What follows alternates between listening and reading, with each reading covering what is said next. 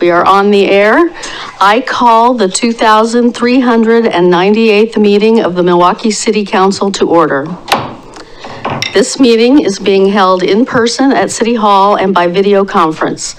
The public may participate in this meeting by coming to City Hall or joining the Zoom webinar. The meeting is being broadcast live on the city's YouTube channel and Comcast Cable Channel 30 in city limits. There will be opportunities for the public to speak during this meeting. If you would like to address council, you may come to City Hall or participate via Zoom. If you are interested in speaking, please let the staff know by filling out a yellow comment card for those at City Hall and take those to Mr. Stauffer, or emailing ocr@milwaukeeoregon.gov for those on Zoom. When it is time to take public comments, staff will monitor the comment cards, email inbox, and Zoom participant list and chat. We will take comments in the order they are received and seen. Comments may be emailed to ocr@milwaukeeoregon.gov. We ask that all Zoom participants who intend to speak label their Zoom username to show their first and last names for the record. Spanish translation services are available upon request. The public is asked to request translation and other meeting accessibility services at least 48 hours before the meeting. For more information, contact the city recorder at 503-786-7502. Servicios de traducción en español está disponible cuando sea solicitado. Se pide al público que solicite servicios de traducción y otros servicios de accesibilidad por lo menos 48 horas antes de la reunión. Para obtener más información, llama al secretario de la ciudad a 503-786-7502. Translation services are also available in other languages. Please join me in the Pledge of Allegiance. I pledge allegiance to the flag of the United States of America and to the republic for which it stands, one nation, under God, indivisible, with liberty and justice for all. The City of Milwaukee respectfully acknowledges that our community is located on the ancestral homeland of the Clackamas people. In 1855, the surviving members of the Clackamas signed the Willamette Valley Treaty, also known as the Kalapuya etc. Treaty, with the federal government in good faith. We offer our respect and gratitude to the indigenous people of this land. And now we have a set of announcements of upcoming events. Celebrate the start of construction for Balfour, Bowman Bray, and Scott Parks this Saturday, March 9th from 10 a.m. to 11:30 a.m.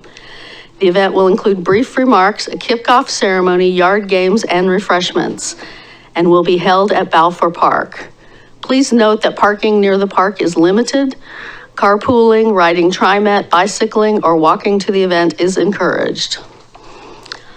Learn how to create an inviting environment in your garden for birds, pollinators, reptiles, insects, and bats at an OSU extension class on Sunday, March 10th at 2 p.m. This free event will be held at the Ledding Library.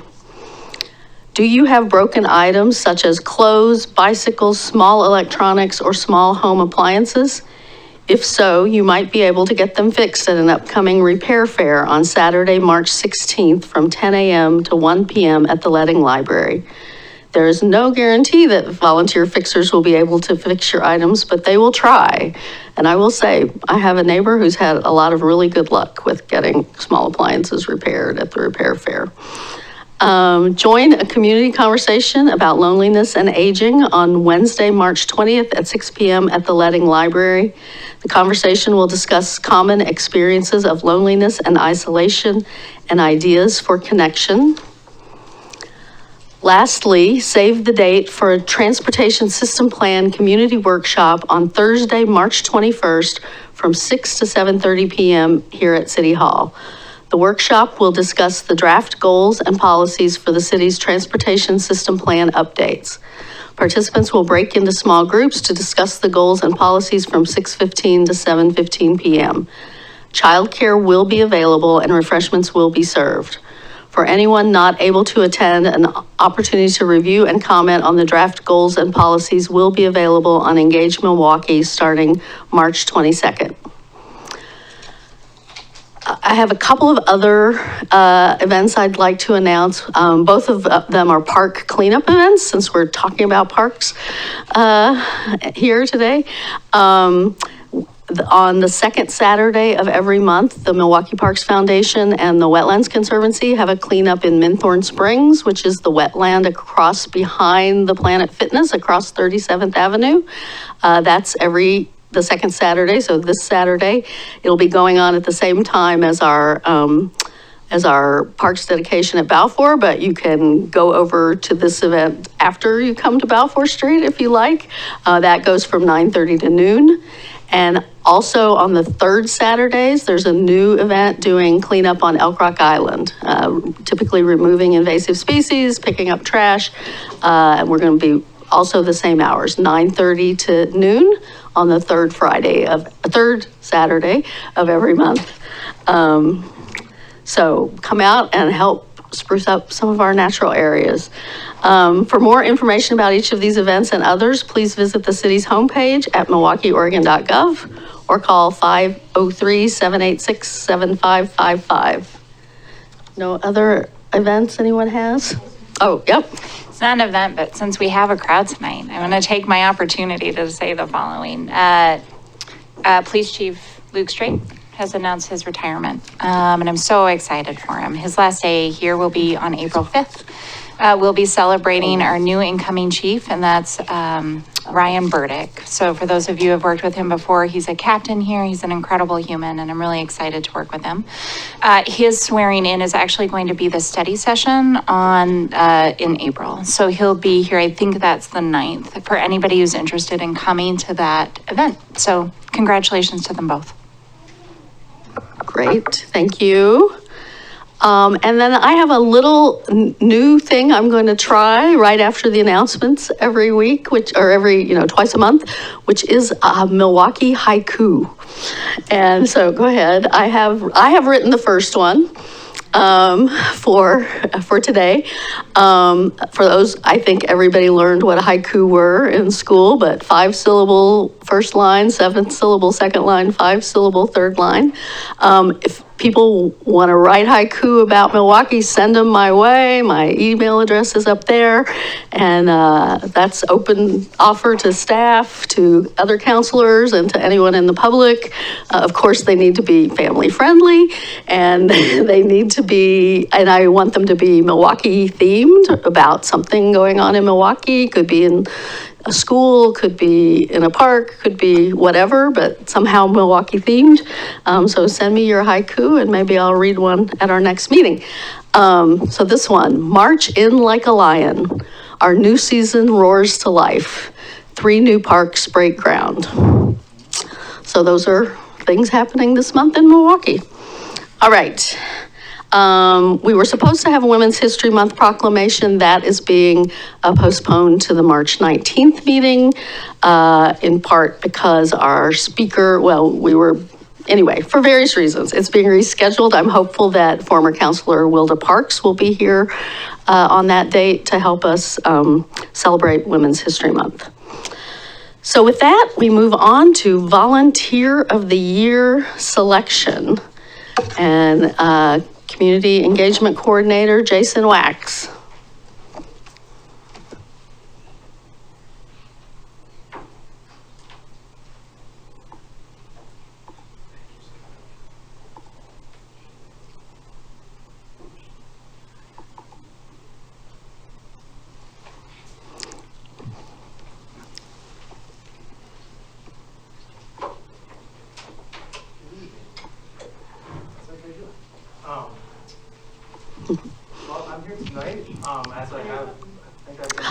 Are you? It's not on? There it is. Sorry, I haven't presented in this building yet, I don't think. So it's my first time, so I might make a couple mistakes. So I'm here tonight to announce the 2023 Volunteer of the Year and help you facilitate the process for choosing 2023 Volunteer of the Year. I'm just going to basically go through a little bit of history about it, and then we'll get right to the voting process at the end, and we'll announce the winner. So we've been doing Volunteer of the Year since 2012. I think I have been here since about 2015, I think so I've come in front of you since then to do the same exact process. So we've done it quite a few times. There's all the past winners. Last year was Liz Start from the Linwood neighborhood, who a lot of folks know, who has done a lot of things with the city. Our nomination process this year began on November 21st, 2023, and it ended on February 14th. And at that time, we got 10 community members were nominated. They're listed in alphabetical order there. As you can see, they're all individuals except one nomination was 2 individuals, and we have actually had winners, 2 people win at a time in the past. So that is an option. So the criteria for choosing the winner has really remained the same. It's anyone who lives in Milwaukie or are members of a nonprofit organization or a business that serves the Milwaukie community. We look at longevity of service to the community. We would like the volunteers to have obviously contributions in 2023 as well. The volunteer service should be within the city limits of Milwaukie, at least some of it. And then lastly, one of the criteria is some contribution to a city's related activities, such as a board or a committee, maybe time spent on an NDA or helping us volunteer at a city event or in other types of things that we do throughout the year. We thank and honor the winner at a volunteer picnic in July. This dinner has been going on for quite a few years. The last few years, as you know, we've had a picnic at North Clackamas Park. And it's been really well received, so we're going to continue to do that this year. And all of our board and commission members are invited, as well as NDA officers, to those. We feature the winner in the pilot newsletter, probably May or June, depending on what else we need to include in the newsletter. We'll do some social media posts, and there's a Volunteer of the Year plaque that we're actually redoing. So it's not up at City Hall yet if you haven't seen it, but we will have that up soon. And of course, the Volunteer of the Years are loved and revered for eternity in the city of Milwaukie.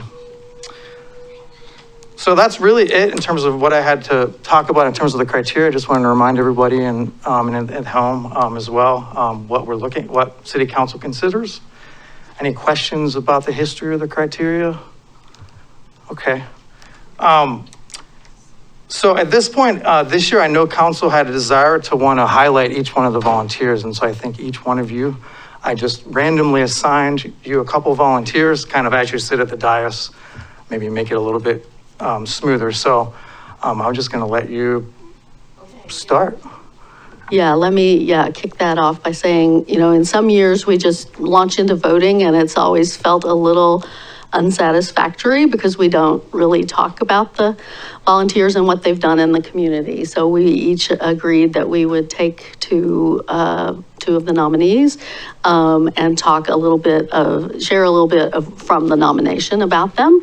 And we'll start with Councilor Stavengerd and work across the dais, talking about 2 of the nominees each. Okay, thank you. Well, it's great to see everyone. I have the pleasure of introducing 2 of the volunteer nominations. The first one is Robbie Bricker-Voiles. And I'm not sure if all of our volunteer candidates were either invited tonight or not, but I haven't had an opportunity to meet Robbie. Although I feel like reading through the nomination form, I got a chance to get pretty close to that. It was really a joy to learn a little bit more about the work that they do. So Robbie volunteers at Esther's Pantry, which is here in Milwaukie, volunteers about 4 hours every single week putting boxes of food together, and the pantry covers food items and hygiene items that are free of charge for folks who are in need in our community. And Robbie's been volunteering there for 14 years, which is really impressive.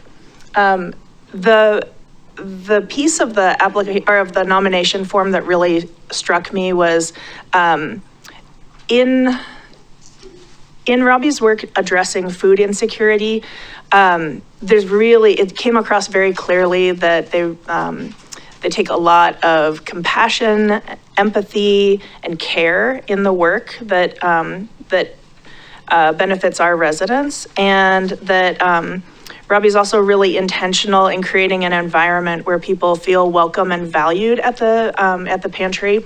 And I haven't visited the pantry yet. I'm not sure if anyone else on council has, but I'm planning to make a trip out there to stop in and learn a little bit more about that site. So I really appreciate Robbie's volunteerism and Brent Blackwell for nominating.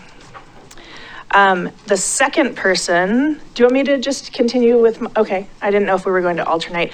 Christy Kaywood was nominated by Terry Geyer Brindell. And Christy is a volunteer at the Milwaukie Environmental Stewards Group. Volunteers at the styrofoam collection site, and I know that we all gotten a little bit of sad news about that site as of late, but I did have an opportunity to go and volunteer there, and just, if you've never been there, like the bags of styrofoam that are collected at that site are enormous. And I think the day that I was there, we collected like 7 bags or something. It's been a really important asset in our community, and I hope we find some way to fill that. So the work that Christy does through the environmental stewards, and through just kind of everyday things to make Milwaukie a better place, it made me feel really great to read this nomination form. She's involved in trash cleanups and helping community members with whatever sort of things that they're in need of.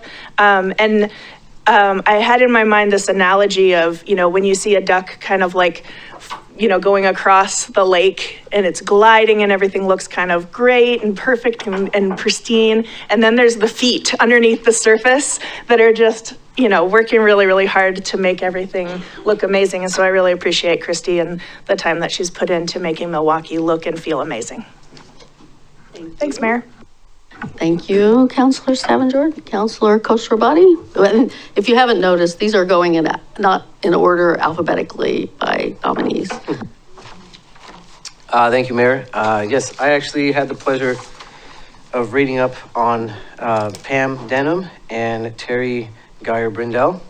And it was no short of, you could write a book on Pam alone. So I just want to say, to touch on Councilor Stavenjord's point, that thank you very much to all of our volunteers. I mean, it's incredible that we're lucky to even have this issue of selecting so many to choose from, and so many people that recommended them. So I really do appreciate that, and everyone's volunteerism to support our city and our community. With that, Pam serves on PSAC, and as the Island Station rep, and has been doing that for 7 years. She helped develop the SAFE program and helped ensure that each neighborhood was able to get projects going with the first round of bonding. She's land use chair, committee chair for 7 years, one of the original founding members of the Milwaukie Environmental Stewards Group, which is the one that runs those styrofoam collections so effectively for us. The locations and the fair as well. I know the sustainability fair has been something very popular the last couple of years in Milwaukie. Pam Denham has been one of the people responsible for its success and for bringing that here to our city. She's been on the CERT team for 6 years, so it's not just environment but safety that Pam does care about tremendously in our city, so I do appreciate her role in that. Board member of the Milwaukie Historical Society, and just a quote that I thought people should hear from one of the recommendations is, Pam is a member of a group of women who go out in the streets to promote peace, justice, and economic equality through song and humor. And I think that that's something I just wanted to highlight of importance, because it's not just safety and environment that Pam cares about, but you can tell it's every member of our community as well, and making sure that the community members have a voice and a say in how it's shaped. So I appreciate that very much from you. Terry Geyer Brindell, this one was more of it was interesting because they were kind of submitted as a team, really, because they work so well together and they've accomplished so much together. So a lot of the stuff that I spoke about on Pam is true with Ms. Brindell. president of the Milwaukie Environmental Stewards Group, as Pam is the vice president. So again, just as responsible for the sustainability fair, bringing in sustainable businesses and nonprofits like Mamas and Hapas, Brock E-Cycles, Friends of Trees, and waste-free advocates, and actually making that event a zero waste event. And if you recognize some of the names that I read off, a lot of those businesses are actually now have made their homes here in Milwaukie. So I think that could be owed to the work of not only Terry, but Pam as well. So I do appreciate that.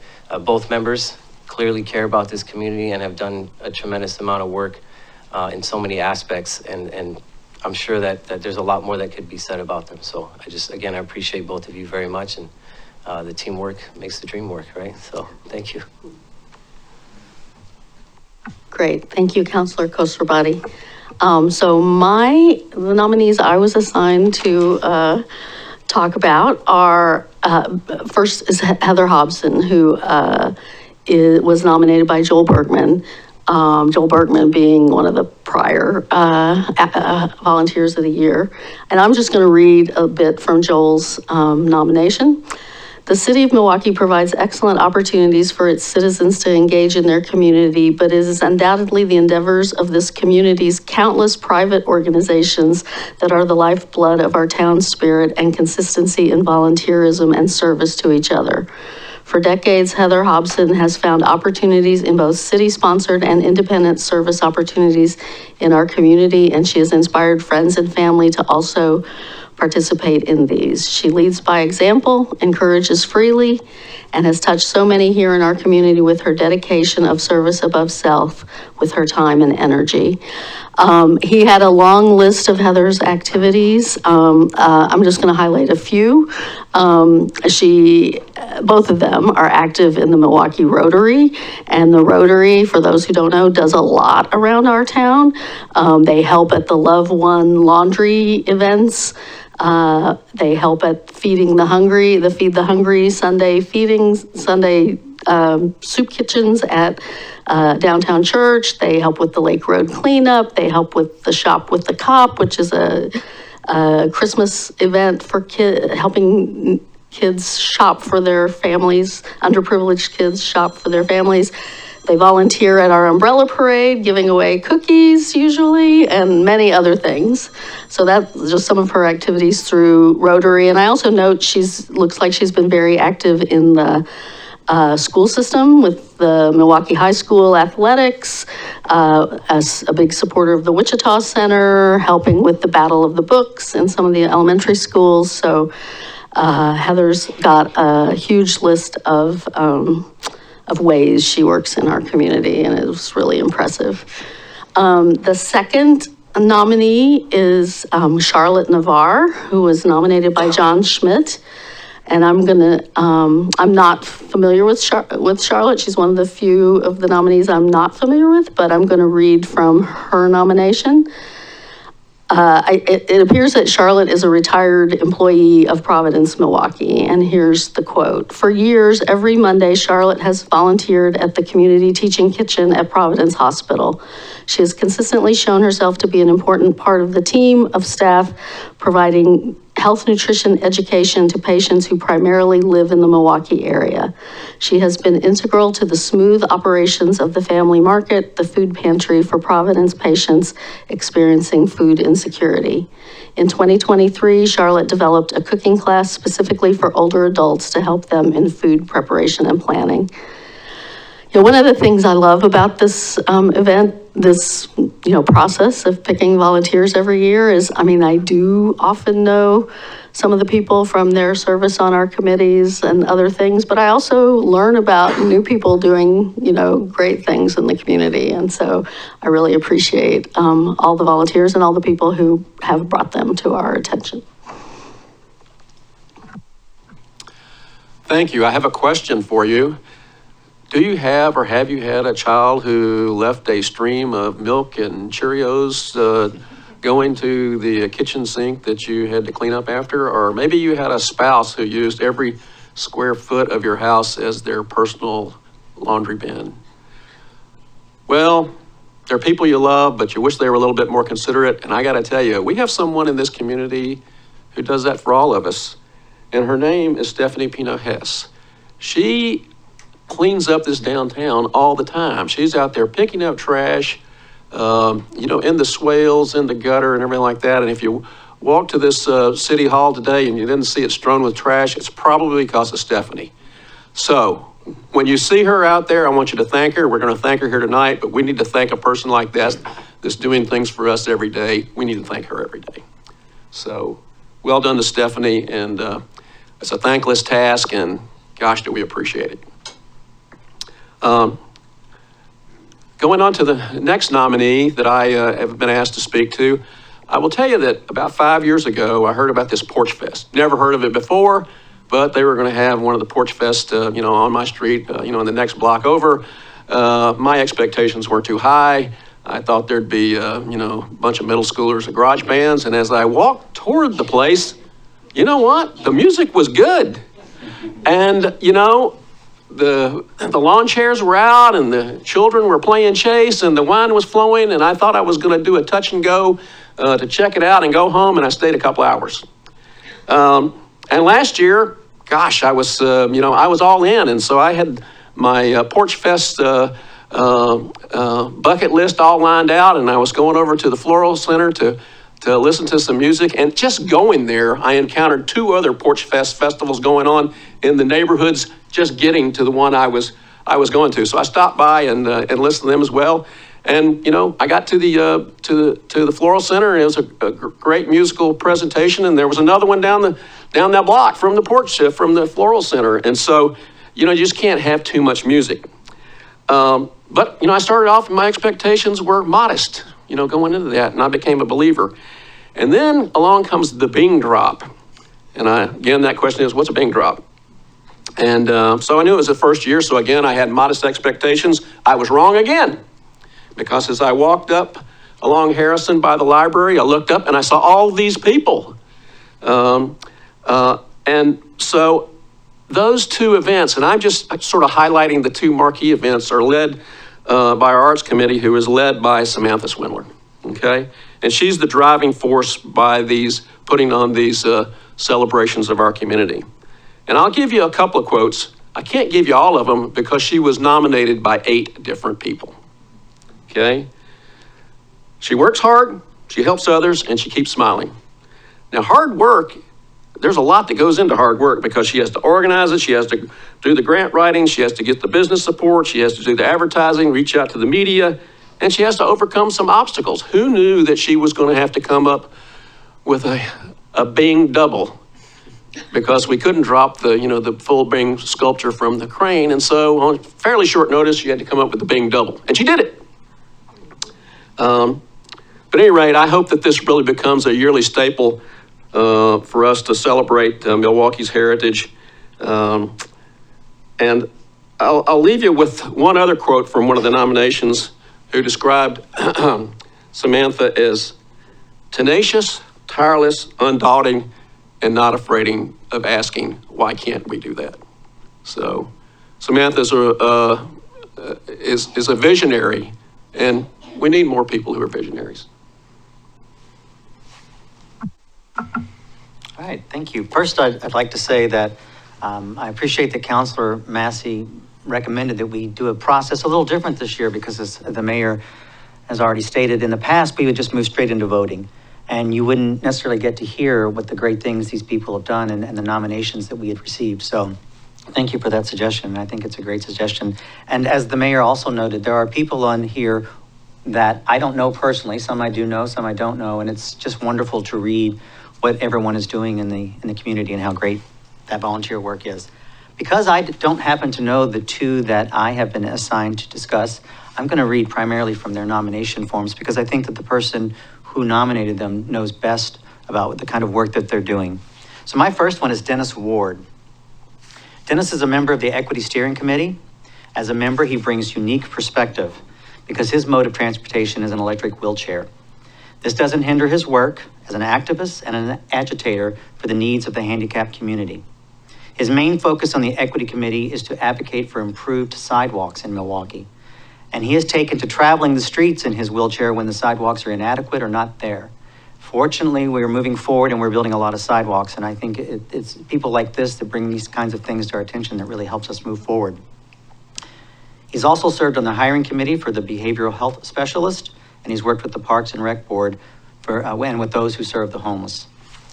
He's lived in Milwaukee for more than 20 years.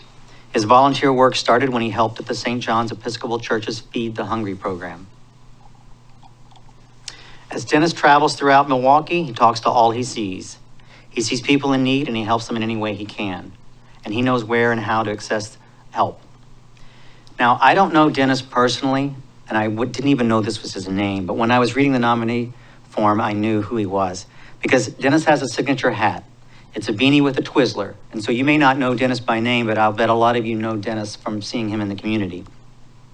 His friendly smile encourages others to share their stories. He is an unparalleled friend, activist, and agitator. He is great at sharing his insights and the needs of others with city officials to help city officials inform policies. So that is Dennis, and I'm proud to speak about some of his work. My second person is Stephen Watkins, and unfortunately I don't know Stephen personally either. But Stephen has volunteered at the Seth Llewellyn Elementary School. He has volunteered nearly 80 hours in the following ways: move-a-thon, picture day, vision screenings, dental screenings, lunch buddy, and as a field trip chaperone. He is kind, patient, full of knowledge, and he loves to listen and to read to students. He is the first person to ask what is coming up that he can help with, and if the school needs anything before he leaves at the end of his scheduled volunteer work. By the way, I hope these folks are in here because I don't know you personally, and maybe before we start the voting, we can see who's here, and maybe, or is that possible? Sure, we can ask. I doubt that most of them Are here? Okay. Traditionally, most of them have. Do not. Okay. Well, just double checking. Who are in group today. I'd love to meet Stephen personally. That's why I'm asking. Stephen started volunteering at the school in 2012 when his granddaughter was in second grade. He spent hundreds of hours volunteering. When his granddaughter went on to middle school, he stayed behind to continue to volunteer at this community. Today, he still continues to help the Llewellyn Leopards. Stephen has been the most kind and endearing presence at the elementary school for more than 10 years. He offers his time and his heart to everyone, from staff to students and families. He has mentored several students through their elementary years, and one of his greatest delights is keeping in touch with students and apprised of the achievements in middle school and high school as they move on in their lives. He's so proud of each and every one of them. Today at Llewellyn, the students know who he is and they always greet him before he steps into the room. He will always take time to listen when a student is having a rough day and needs to vent their feelings, and he is always up for the task, no matter the size. Seth Llewellyn, and I'm going to say also the city of Milwaukee, is lucky and honored to have him. That's my second nominee. Great, thank you. Given that you asked that, I would ask any of our nominees who are here to stand up. I know Pam Denham is here on the front row. Are any of our other nominees here today? Okay. Well, Pam, I All right. guess you. Thank you for coming.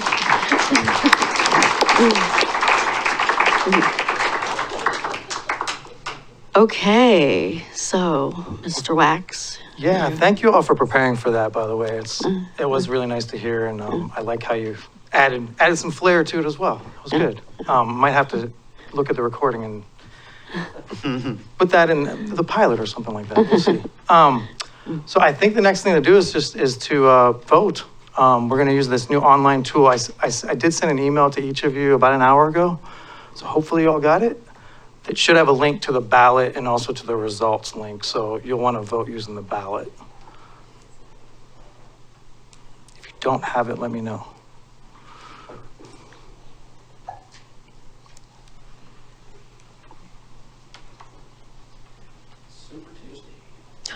It is Super Tuesday.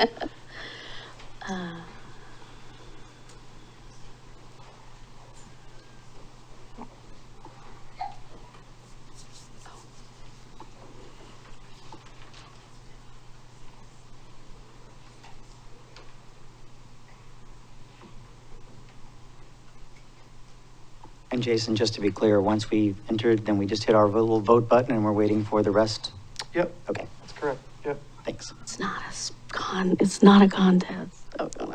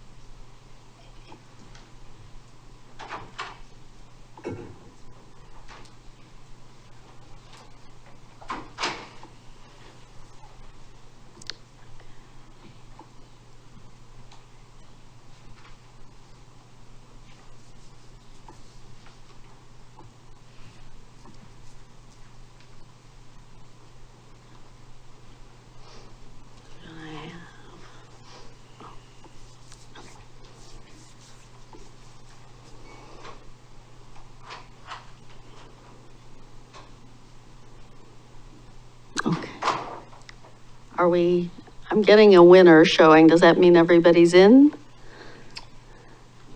If everybody No? would Okay. vote. Not necessarily. Okay.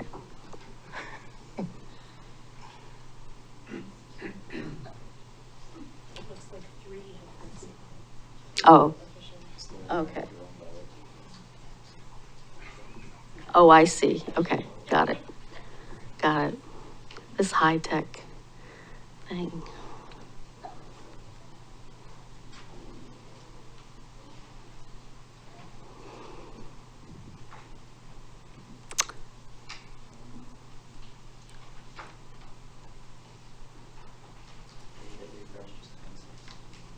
Pardon? You have to hit refresh, or are you announcing it, or is the mayor?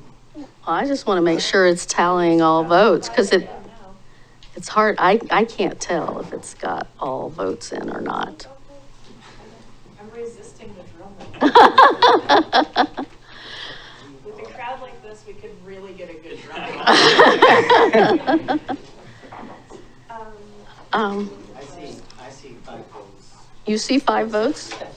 Okay, I don't see where you see. Has everyone hit vote, like submitted? Yep. I think so. Oh, okay. Okay. I think we have a winner then too.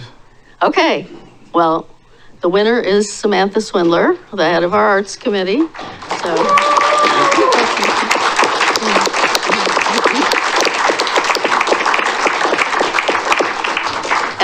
And the founding, the brain trust behind the Bing Drop, which was a huge event this year, a huge new event.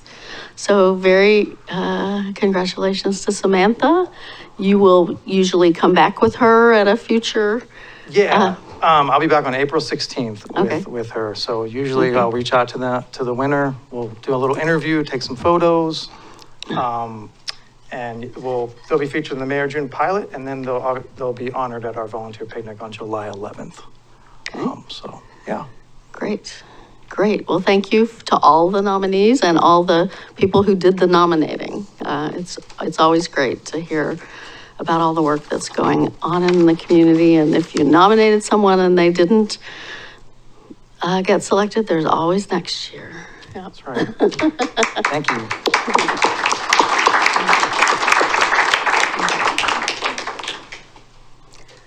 Okay. So with that, we are moving on to the 29th Avenue Greenway report presented by City Engineer Jennifer Garbely and Civil Engineer Brandon Boutros.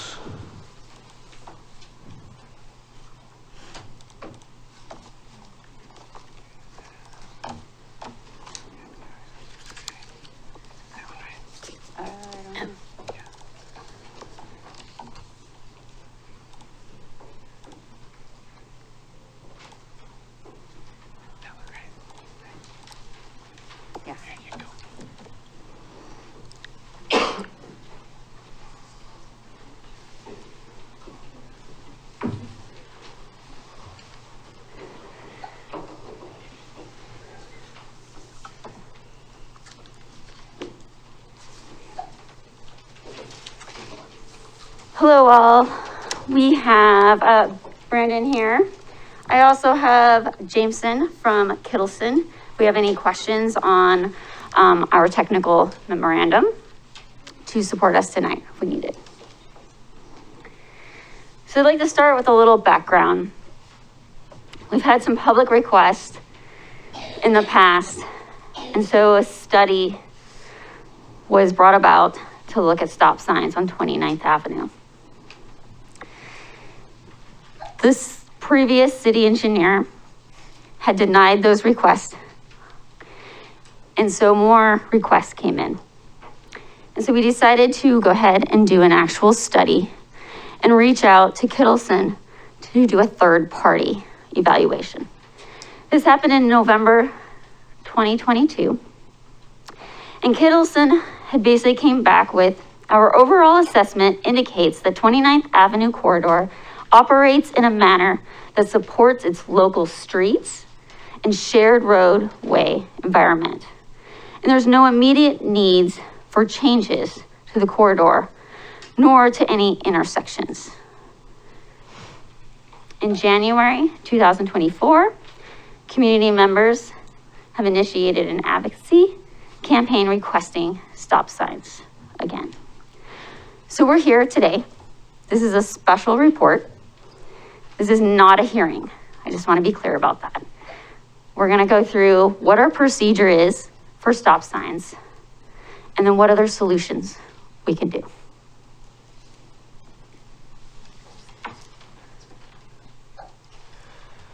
Hello. Our procedure stems from the Manual of Uniform Traffic Control Devices. This is a federal standard, a national standard for all traffic control devices on any public street or highway. This manual is recognized in federal code. The state rules and statutes have also adopted it and apply it to all highways within the jurisdiction of cities and counties as well in the state of Oregon. Here at the City of Milwaukie, we have also adopted it through our public works standards.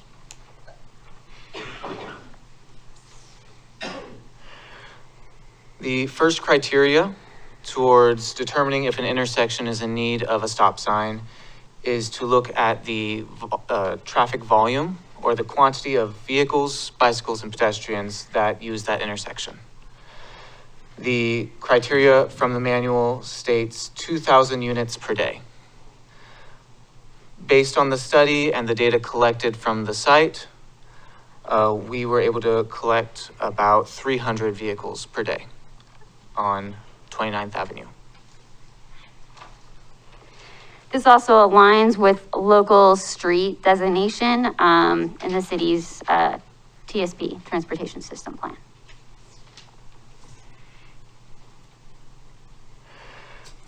The second consideration would be sight distance. If you can see around the corners as you're approaching the intersection. The three ways this is measured is by stopping sight distance. So speed data was collected on site and found that the 85th percentile, meaning that 85% of drivers are going at or below this speed, was 20 miles an hour. The stopping sight distance for that number is 90 feet. And there was a clear vision for that range. The speed limit on 29th Avenue is 25 miles an hour. And the stopping sight distance, or stopping distance for that is 115 feet. Again, that was visible. So the last consideration would be that the streets intersect at an angle of 75 degrees to 90 degrees, implying that a person without mobility issues would be able to turn their head and see in those directions. And again, all of these are within that range. So the recommendations in the study note a few needs for just sort of clearing any minor obstructions that might be in that range. We asked code compliance to go and make sure that that is clear. This is things like vegetation or newly installed fences that might be out of compliance with code. They went in January when we got these requests, and they found 9 obstructions that needed to be corrected, and to date 8 out of the 9 have been corrected at this point. So our third consideration is we reported crash records. The criteria says crash records indicate that 5 or more crashes that involve the failure to yield the right-of-way at the intersection under the normal right-of-way rule have been reported within a 3-year period, or that 3 or more such crashes have been reported within a 2-year period. We have posted our heat data map that was provided to us by PD. During the study, the study had indicated one traffic crash had happened. No injuries or no fatalities at this time. And that was within a 5-year period. In addition, since then, there's been no more injuries that have happened. No more incidents. The one that we've seen is within the last 8 years. It was a car with another car.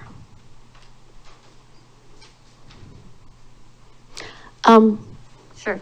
Can you just explain the lighter colors mean more crashes? Yes, Okay, more intense. okay. The closer to red means more crashes.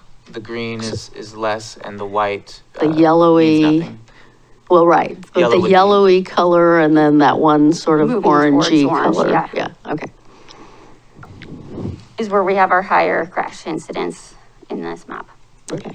Before you go further, the orange, or the, I don't know what you want to call it, orange, darker yellow, is that 37th and Harrison area, or where is that? Or can you tell? If you can't, that's fine. Anyways, It looks like Harrison and 224. Ah, okay, Yeah, that makes sense. Thank you. so we're within that area, Got ya. but yes. yeah. Any other questions? So our fourth consideration is functional road classification. And the criteria states an intersection of a less important road with a main road where application of the normal right-of-way rule would not be expected to provide reasonable compliance with the law. So 29th Avenue and all its intersection streets are classified as local streets. This is identified in our TSP. So you look at the circle over there, 29th Avenue and everything that's coming in is classified as local. A difference in this would be, let's say, Stanley Greenway. It is identified in the TSP as a collector with local streets combining to it. Monroe Greenway, it is identified in our TSP as a collector with also local streets intersecting with it.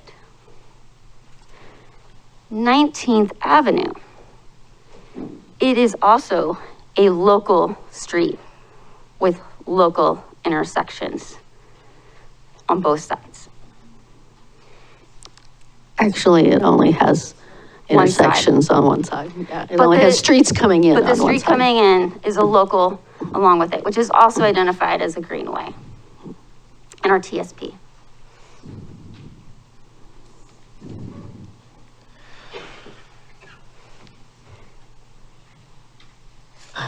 So, for Greenway designations, this is something that's identified in our TSP, our Transportation System Plan. And it is not a functional classification, so it is not used to determine if a stop sign should be installed. However, as a greenway, it is used to determine that if stop signs were to be installed, which direction, which street do we want to stop? So I think important note here is 29th Avenue is in a local streets, local classification. And yes, it does not have stop signs at the moment. 19th Avenue, also local streets, Greenway. It also does not have stop signs as uncontrolled intersections throughout the Greenway. Yes, we do have stop signs on Stanley, and that is because it is a collector street. And we do have stop signs on Monroe Greenway because it is also a collector. We also have safety concerns on Stanley and Monroe Greenway. People are driving too fast. We have high volumes on Monroe, over 3,000 cars per day in certain sections. So we have major mitigations that we need to do on those two greenways to be able to be safely ridden on.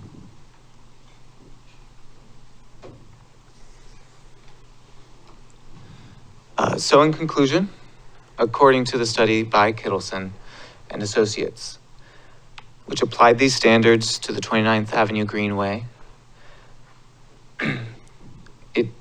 the corridor does not meet these criteria for the installation of stop signs. But the 29th Avenue, as mentioned, it is going 20 miles an hour below the speed limit. It has only a traffic volume of about 300 vehicles per day, and we have good sight distance. This is a prime example of a neighborhood greenway, and it is functioning as it should here in the city. At this time, there's been no new engineering data that has been presented.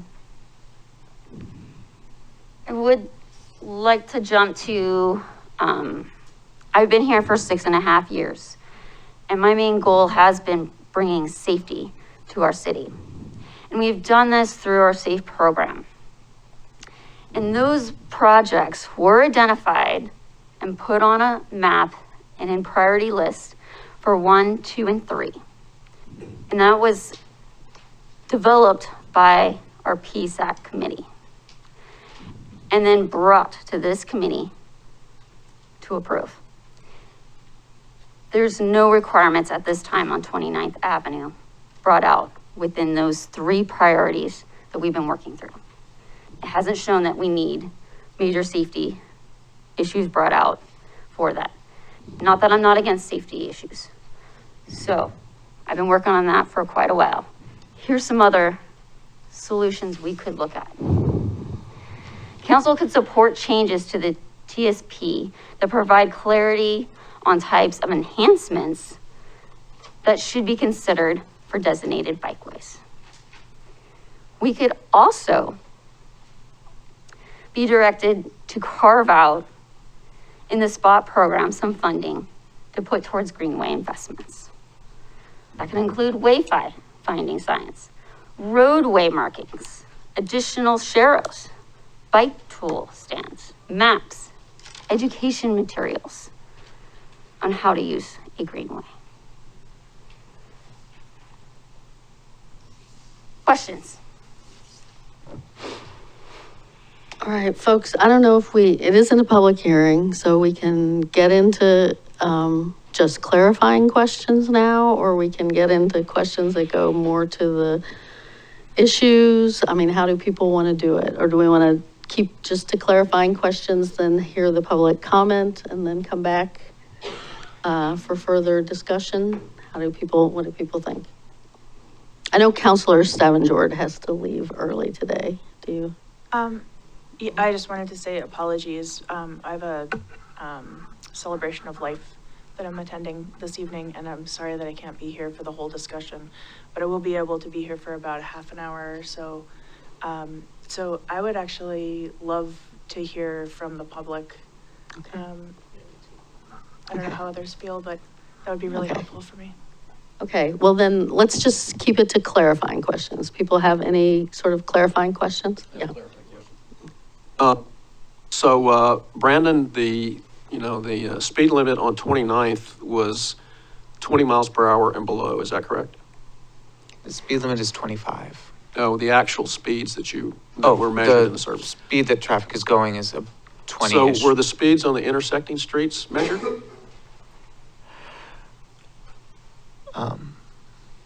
I'll pass that to the team that did the study. Hi.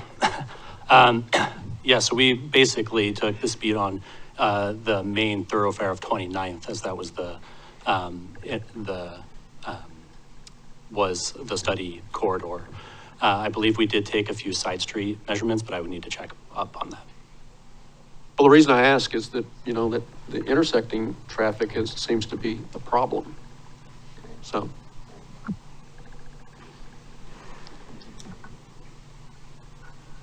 Other clarifying questions?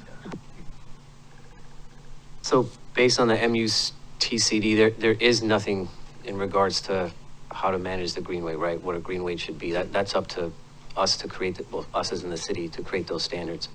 So there's nothing necessarily saying that they can't be, that certain signages can't be in there, right? That's just more, like, I'm seeing a little bit of a conflict between the two. So I'm curious, like, if our TSP ended up saying we want stop signs on greenways, but the MU TCD said doesn't have a standard, how does that? So the TSP does not say directly that we should be installing Right, no, I know, I'm just saying stop that signs, if we're right? about to go Because into a it's- new TSP, right? So if they decide to, if the community decides to include that in greenways now, right? Is that some, I mean, That would definitely be a conflict, and I still wouldn't be pushing for stop signs being dictated in a planning document versus, because it requires a engineering study. So, okay, so there is no, and I'm asking for clarification specifically. I'm just seeing the discrepancy between, because there's no standard on a greenway in the MUTCD, right? Is that correct? right, and a greenway has, it just depends where it's Yeah. at in the city, if it requires a stop sign or not. And that's dependent on those previous results that you put up, Yes, regardless of it being a greenway or not, correct? right.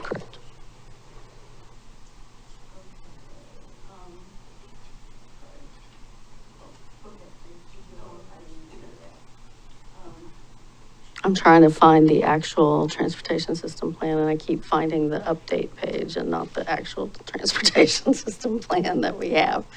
Hold on.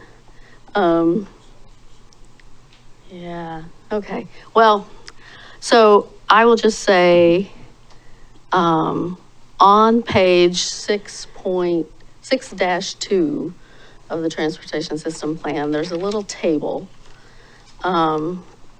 And it, yeah, I really need to get it pulled up. Actually, can you get it? Do you know how to get the transportation system plan? I'd love to put up actually page 6-3 of the transportation system plan. It's just not the easiest thing to find on our website.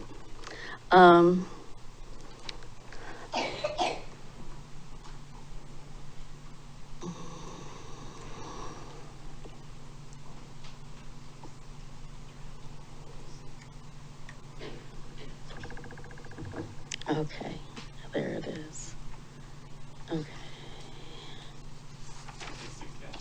6-3. Yeah, there's a table there, bikeway types.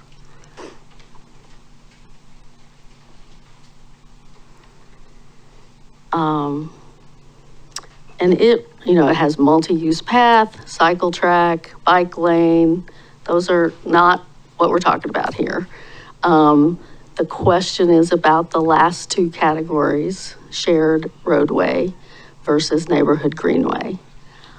I guess to me, I read this definition of shared roadway, and this is basically every local street in Milwaukie is a shared roadway. It's places that don't have a separate bike lane, and where bicyclists and autos share the same travel lane. And I would posit that, most streets in Milwaukie qualify as that. The neighborhood greenway language says, lower order, lower volume streets. And the third sentence, assign higher priority to through cyclists with secondary priority assigned to motorists. I guess to me, that does make 19th a different street than all the cross streets. When we made it a greenway in 2007, nearly 20 years ago, we did it with this kind of language and this assumption of priority through activity for the bicyclists. But that doesn't mean a stop sign needs to be installed to provide that. It doesn't, but it doesn't mean that, it doesn't require that, but it does mean we're not talking about two equal streets. We are talking about a lower kind of street than the greenway. I would disagree. I think that is the crux of but I think I see good support for it here. Okay, fair enough. I will say Kittleson's report talks about shared roadways. It doesn't really talk about, it talks about shared roadways more than it really talks about greenways, and I'll just leave it at that. Unless you guys have anything more you want to add on that. Okay. Same time? Okay. Got ya. Just double checking that Jennifer and Brandon will have the opportunity to come back, right? Yeah, okay, because, yeah. Yeah. Okay. Just so I can make this clear, so stop signs being in a greenway is not a standard that can be implemented. No, it's a stop sign is put up depending on if it requires it through an MUTCD. A greenway is a designation. It's not a higher function of the classification of the road. It is a designation, and yes, we want to provide safer bikeways for it, but just putting in a stop sign doesn't dictate that. So what other forms of the traffic calming and signages could we put then? Stop sign shouldn't be using for traffic calming. It's not for speed mitigation, I'm confused on what is the stop signs used for though. or when you have an unsafe condition in order to, Okay. but right now, we're not operating with an unsafe. We have one crash in 8 years. I have people driving below the speed limit on that road because they feel like they need to. Yeah. So the stop sign is strictly technical.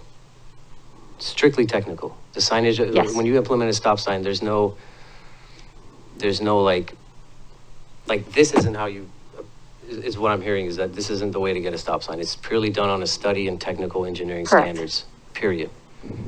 Correct? Yes. Okay. Okay.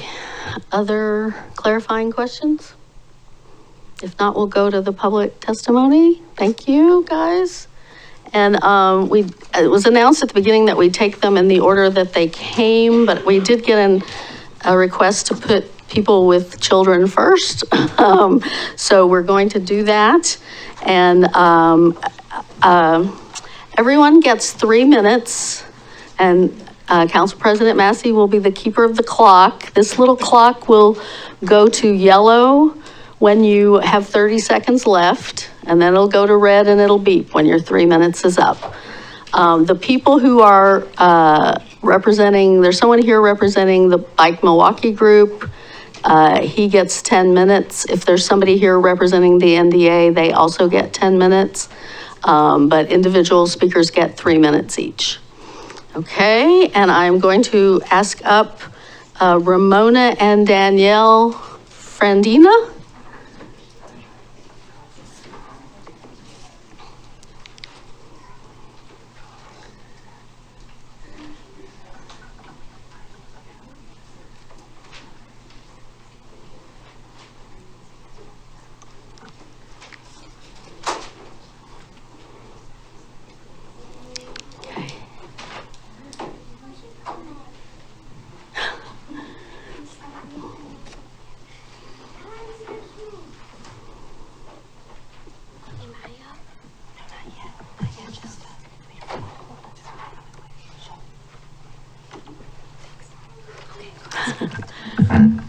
My name is Ramona Pandina Hunt. I am 8 years old and I live on Olson, right off the Greenway. I am asking you to make the Greenway safer so that we can all walk or ride our bikes safely. I have a lot of friends in the neighborhood. Please keep us safe by slowing down cars around 29th Avenue. Thank you very much, Ramona. And I see you have a human podium holding up your, is that your sister? No? Just a friend? Neighbors. Okay. Neighbors. They did that in an after-school art class together. Thank you. Thank you so much, council members and Mayor Beatty. My name is Danielle Frandina. I'm Ramona's mom. I live on Olson Street with her, just off the 29th Greenway. We bought our home in Milwaukie when Ramona was 2, and we've been so thrilled to see so many families move into the neighborhood over the last 7 years. We truly feel part of a vibrant and warm community here in Ardenwald. One thing I just want to note is that so many families have moved into the neighborhood since we started, that there are so many more children in that area than there were when we first bought our house. Ramona attends Ardenwald Elementary, and now when we go on neighborhood walks or bike rides, she inevitably runs into buddies from the neighborhood and school along the way. On our last walk, we counted at least 30 households along the Greenway or right off it that contain children. So many of these children are now getting older and are entering into that phase of childhood where they should and hopefully will be able to be much more independent in walking to school and back, or walking and biking to friends' houses in the neighborhood. That is certainly our hope and our vision, because it also replicates the kind of childhoods that both my husband and I had. Because this neighborhood was not originally designed for pedestrian and biker safety, or the level of traffic that we experience today, we're hoping that the city can accommodate these changes, the increased number of children in this area, and their movement through the neighborhood, and keep them safe.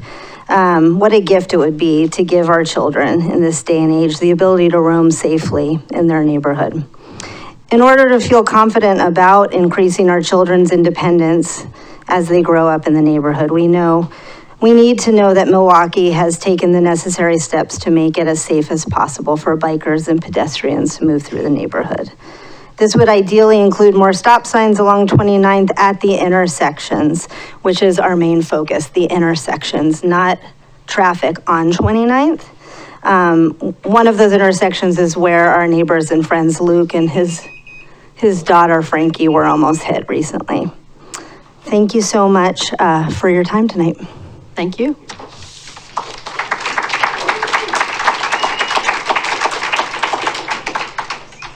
Okay, next I have Jacob and Carolyn Sherman. And Jacob's one of the people who gets 10 minutes. So are you coming together, or are you? Well, okay. We can give Caroline her or 3 minutes. 45 seconds. Or, I mean, you can have 3 minutes, dear. No, his daughter's going to go first, so she gets 3. Okay, Caroline, thank you for coming tonight. I think we should help the Greenway by getting stop signs because people can walk to and from school. I think cars should slow down also. Thank you. Okay. Nice job. Thank you very much. Thank you. Thank you wanna for stay coming. with me? Okay, great. Good evening, everyone. Maybe I'll start a timer just for myself. So Jacob, just to be clear, is speaking on behalf of the Bike Milwaukie group, and that's why he's getting 10 minutes. Great. Stopwatch. Great. Thanks, everyone. Thank you very much, Mayor Beatty, city councilors, Councilor Abba. It's nice to meet you. My name is Jacob Sherman. I am a resident of the Ardenwald neighborhood, live just around the corner from the 29th Avenue Greenway. I am the chair of your planning commission. I'm also a parent of some young children who I want to feel safer on this great asset that is our neighborhood Greenway. I'm not a professional engineer, but I do work in transportation planning and on transportation policy with the city of Portland, and have consulted with some of my colleagues who are engineers and some of the best Greenway designers in probably North America. I'm here tonight as a representative of Bike Milwaukie. Mr. Matt Minnelly shared some written testimony with you all about the history of Bike Milwaukie and some of the advocacy they've done over the years. I'm sure Mayor Beatty is familiar with some of that, but would really encourage you to check out that document. Matt and other Milwaukie residents, hosted over 50 community bike rides in a 5-year period, and they were really the community driver that's leading to things like the Monroe Avenue Greenway and other bicycle and pedestrian safety improvements around the city. Matt shared some written testimony and supports more action on this topic because he understands the broader vision. I think many of us get the broader vision, and that this is about our vision as a community and not about a federal manual on uniform traffic control devices that perhaps is hampering our hands because we're looking at it through one lens when we could shift gears and look at it in another lens. Our comprehensive plan outlines a variety of things: equitable, sustainable, livable, but it goes on to talk about a complete network of sidewalks and bike lanes. Our climate action plan talks about being carbon neutral in 2045, lays out city-led actions like expanding bike and pedestrian access, neighborhood hubs, and asks us as community members and you as community members to get there by walking and biking more often. How are people going to walk and bike more often if they don't feel safe, if they don't feel comfortable? This is one thing that my fellow planning commissioner, Joseph Edge, pointed out in his written testimony to you all, that mode shift matters. And if people are experiencing conflicts, they're not going to do it. And so we need to figure out how we, as a city, can protect them. Planning Commissioner Edge also pointed out that this is very consistent with the transportation system plan, as Mayor Beatty was asking. And so I think it's important to look back at both the 2008 and the 2018 transportation system plan, which lays out the idea of bicycle boulevards, now renamed as neighborhood greenways, and points out some very specific things that I think are really important in Chapter 6. Neighborhood greenways, as Mayor Beatty was pointing out, assign priority to bicycles and pedestrians over the other users. You can give that priority by literally giving the right of way, AKA installing stop signs to do that prioritization. Cities around the United States do make that engineering choice on a regular basis. You can also give that priority by treating a greenway as a higher functional classification than other adjacent streets. Maybe we need to reassign 29th and 19th as neighborhood streets, higher than a local street. Problem solved. The TSP also, I think, really importantly outlines a whole suite of treatments that can happen. Level 1, signage and wayfinding and other warnings. Level 2, level 3, level 4. One thing that's not even happening in this conversation and appears to be missing in other conversations, like planning for the Greenway on Harvey Street, is in 6-8, not 6-8, 6-9, we actually lay out in the transportation system plan that these greenways, including Stanley, which was talked about earlier as maybe having too many cars, we say that we should be installing signage, intersection treatments, pavement markings, and traffic calming. We're not doing any of those, or we're doing very few of those things. We have a very strong policy basis to take action, and I'm encouraging you to do that tonight. When we stereotype, we often get ourselves into trouble, so I'm going to stereotype, but I want to caveat this by saying I don't know our engineers, but I know engineers in general are risk averse and they follow the rules.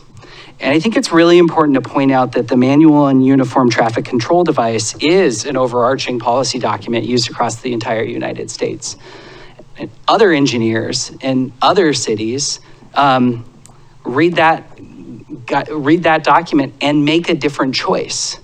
They don't feel like they're stuck in the box. And perhaps Milwaukie City Council needs to give clear direction in order to help our engineers feel better on that, perhaps by assigning higher classification to 29th, 19th, and Sparrow, or perhaps through an ordinance that could be passed. So I think I'm really here for a few different reasons tonight. First, it's to ask you all as City Council to direct staff to enhance safety on all of the greenways in the city of Milwaukie by installing stop signs and other treatments that are outlined in the TSP, speed bumps. If we get too many cars traveling on some streets, the TSP tells us we should be thinking about diverters. And I know that might be a difficult topic, but that is what our existing policy kind of says. And And we should be thinking about how we can align ourselves with national best practice rather than being a stone's throw away from one of the leaders in bicycle and pedestrian transportation and taking a totally different approach. It's a very inconsistent experience to be someone riding from Milwaukee into Portland and seeing kind of the juxtaposition there. Second, here to ask you to provide more clarity for staff. One simple way to solve the stop sign issue from a MUTCD perspective, which we've heard a lot about tonight, is to recognize that the manual on uniform traffic control devices says you can install stop signs on a street that has a higher classification, functional classification than the adjacent streets. Maybe we haven't done that clear enough in our TSP. There's probably a tweak that could happen. I would argue that that tweak shouldn't wait till the whole new TSP process happens though, and we should tidy that up in the next 6 months. It's also important to note in the manual on uniform traffic control device, section 2B.11, minor road stop control, specifically states, stop control on the minor road approach or approaches to an intersection should be considered when engineering judgment indicates that one or more of the following exist. Sub C, the intersection of a lower functional classification road with a higher functional classification road. There's an easy way to solve the problem. I think you could also pass an ordinance as the city council stating it's the policy for the city of Milwaukee to have stop signs installed on intersections with, on greenways with, that intersect with minor streets, because the MUTCD also says that local ordinances or state laws can direct where traffic controls are placed. So there's another option for you all. So there's some options. There is a path forward. You're going to hear from a lot of people tonight who clearly care about this topic, probably not just in our part of Milwaukee, but probably citywide. I think the last reason I'm kind of here tonight is to say that I've talked to a lot of people as myself and others have been working on this. And unfortunately, a number of people have said, we've been talking about Greenway improvements on 29th since it was included in the TSP in 2008, 17 years ago. And over 17 years, there's been no action.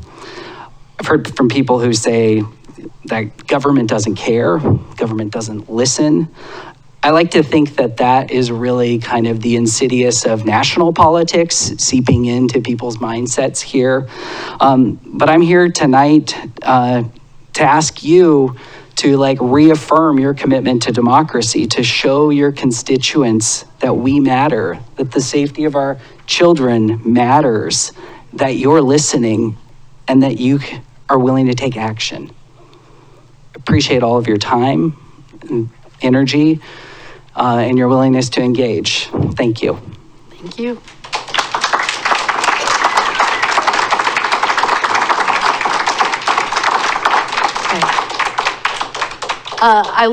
I guess I have someone else with a child.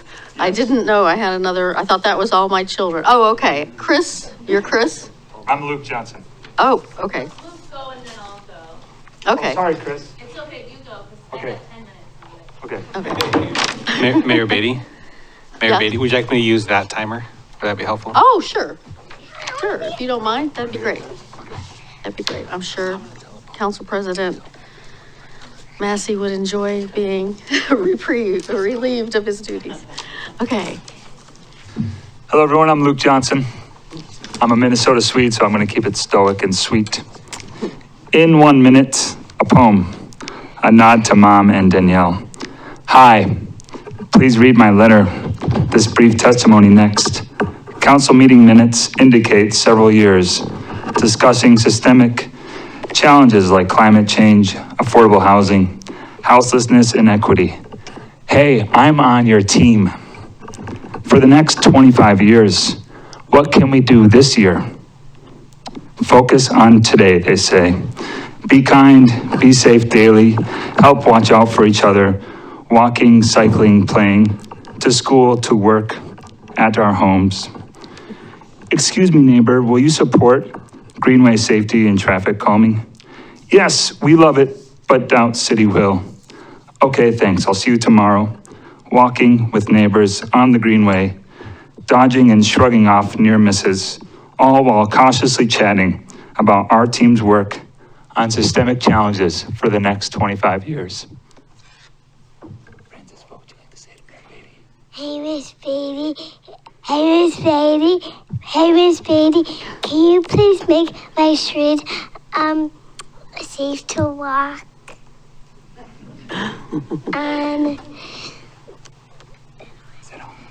Say thank you. Thank you, Miss Beatty. Thank you for coming.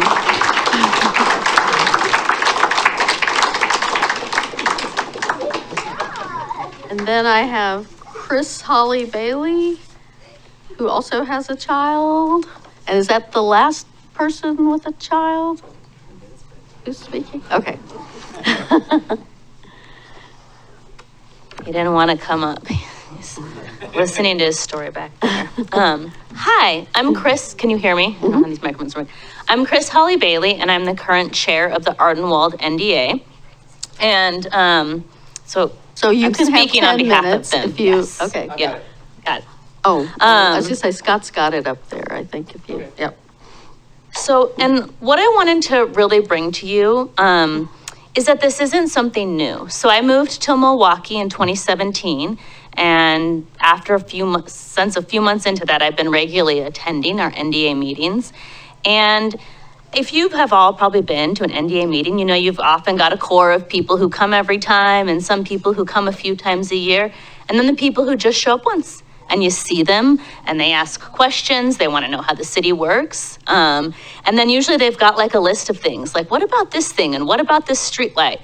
And I want to say that since 2017, when I moved here, those people who show up wondering about how they can participate in the democracy, every year there's been multiple people who've asked, what about the Greenway?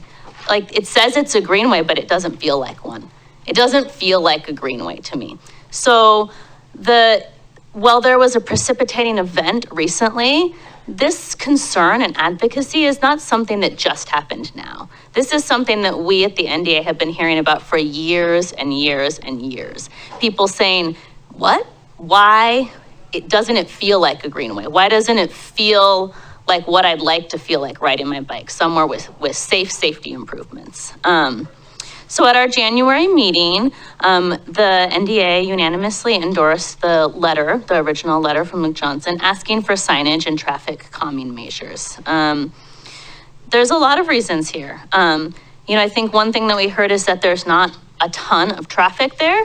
And I want to call back to what we heard from Jacob, that some of that traffic we don't see if people don't feel safe. So we want to meet our climate goals. We want more people biking to work. 29th is a connector to the Springwater corridor. And I used to bike to work before I had my kid in downtown Portland. And the Springwater corridor is huge for getting around, to getting to downtown. 29th is the way that I got there. I had to get on 29th and go several streets on 29th to get to the Springwater. You turn south, you connect right into the Springwater. So people are coming through from all North Ardenwald. So if we want to meet those climate goals, we want to think that it's not just neighborhood people going for a little stroll. That's how people get to our major commute way.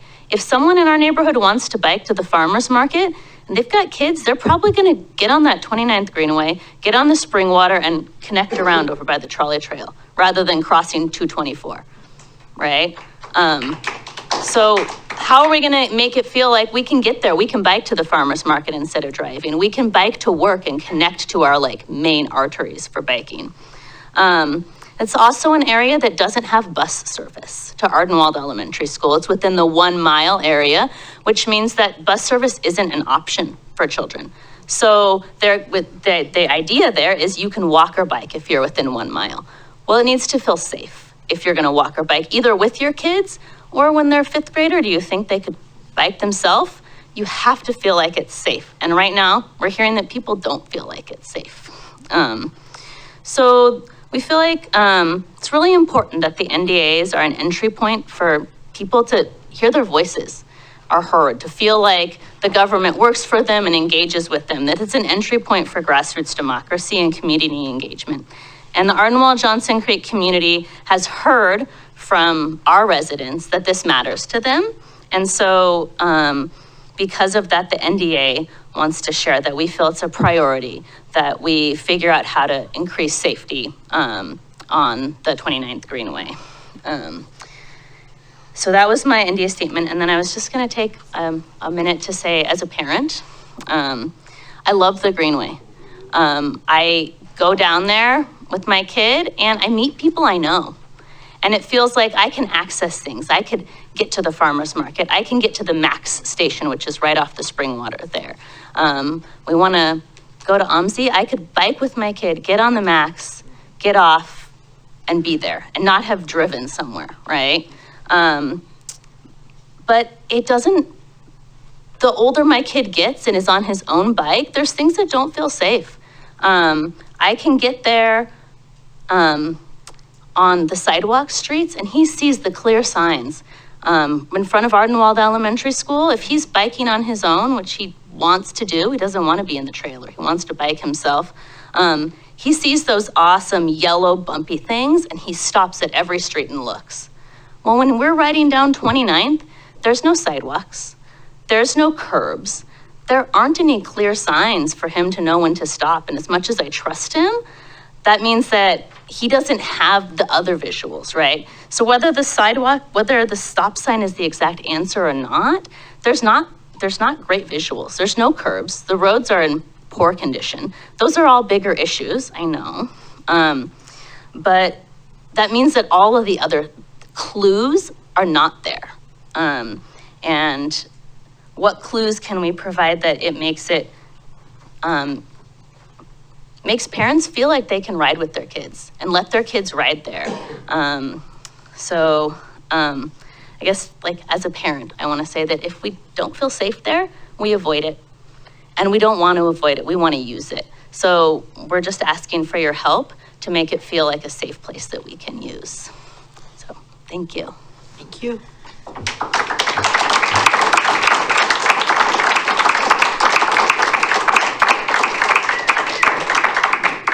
Just checking, no more people with kids in tow to move to the front of the list. Okay, then I have Pam Denham. And are you speaking on behalf of an NDA or is 3 minutes enough? Not tonight. Okay, 3 Not minutes. tonight, thank you.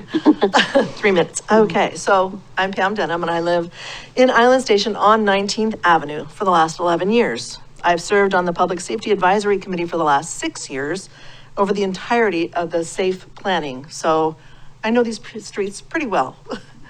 I'm now a representative for PSAC to the Transportation System Plan Advisory Committee. I've been active in the NDA and all those things. Making streets safe for all of us is very important to me and everyone who goes outside of a car. Since I retired, I no longer commute to work, but rather cycle and walk all around the city and beyond. In the TSP meetings, we've talked about many aspects of safety, and the transportation goals that we've discussed include Goal 13.2, safety, develop and maintain a safe and secure transportation system. Goal 13.4, develop regulations that are sensitive to local conditions. So in my view, we don't need another study. The study that we had on 29th says some ideas. And let's see, the Climate Executive Order for 2004 talks about the requirement for new bicycle, pedestrian, and transit requirements. We want to make the climate strategy, sorry, I got mixed up on my words here. The Climate Smart Strategy 2015 includes 9 policies to help meet the goals. And number 3 is make biking and walking safe and convenient. So essentially what I'm saying is 29th Avenue is a greenway. We've all discussed that, just like 19th and other ones. They have no signage that I've seen because I've gone there many times. It needs to be a 20-mile-an-hour speed, just like the 20 is plenty through Portland and all over the nation. We have safe spot money, from what I understand, like $350,000, is that right? Yeah. So no more studies. The study's been done. We could use some of that money for a stop signs. We have to listen to and be sensitive to local conditions. This isn't for every street. There's not a blanket approach here. It's just, this is an incidence where everybody's come together and said, this is a problem for us in our neighborhood. We need to listen to that. We don't, yeah. Bike safety is something we need in this city and beyond. And the kids are worth it. We don't need a fatality to tell us that a stop sign was needed. I don't want that to be my family member. And that's it. Thank you. Thank you. Mr. Clark, he did not put Elvis down, but okay. I assume it's the same Mr. Clark. That's how you introduced me last time. Anyways, I'm Elvis Clark. I'm in the Ardenwell neighborhood, and I am the Public Safety Advisory member for the Ardenwell Johnson Creek neighborhood. And I looked at the Kettleson study and the appendixes for the traffic speeds for westbound traffic across the, well, westbound traffic. I don't know if it was right at the intersection, but the measurements that they had in the appendix, there was a percentage that was going over 20 miles an hour. There was some that were going 15 to 20, but if you're on a bike and you're flowing along at 29th, you might not have the reaction time even at 15 or 20 miles an hour to a car coming in there. And for a driver that's going westbound, that area doesn't have any, you're not going to go very far west from 32nd. So you're in a slow mode anyways, and a lot of the people are returning home from work. And so a momentary stop isn't going to be a big impairment to your travel time, or it's going to be, and you're going to appreciate the improvement in the safety that you didn't nearly hit somebody. And so the mathematics is that at some point in the future, we're going to have a fatality there, or injury there, a bicyclist and a car, just because the percentages are like 15% or more on some of the those westbound traffic at those intersections. And I was hoping we'd get stop signs installed this spring and summer seasons when people would get out there, particularly. And go through the TSP process, and the spot program will have to wait for the TSP process probably, because that will set our standards. So anyways, that was my I had written testimony that provides the appendix that I'm talking about. Anyways, thank you all. Thank you.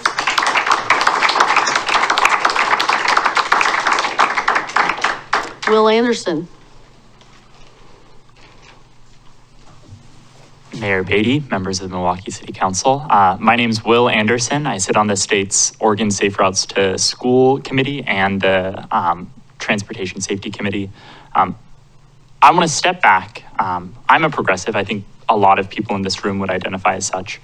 If I had a critique of the progressive movement recently, I would say that we tend to focus on process, and this focus happens at the expense of actual progress. And I think we're seeing that tension a little bit here. We've had a really in-depth study, a lot of community feedback. We've been focusing a lot about the process of how do we determine when a stop sign is appropriate or not, without focusing on what progress we actually want to see. 30% of our greenhouse gas emissions as a state come from transportation. We as a city of 21,000 can't solve a systemic problem, but we can reduce the number of trips that are taken in a car here locally.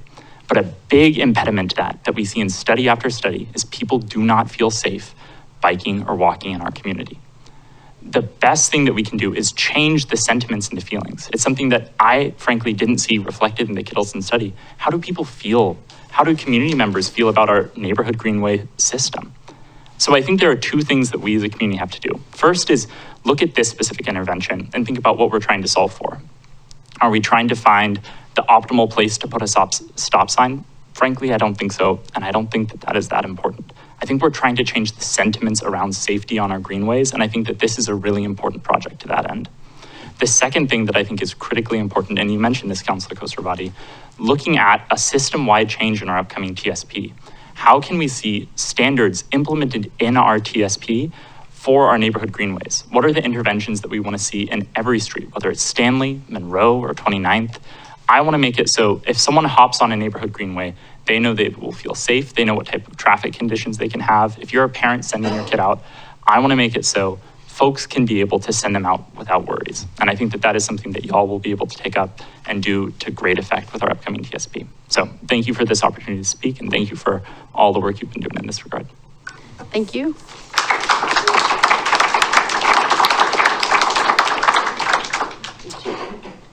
Eric Yaoshow? Yaoshow?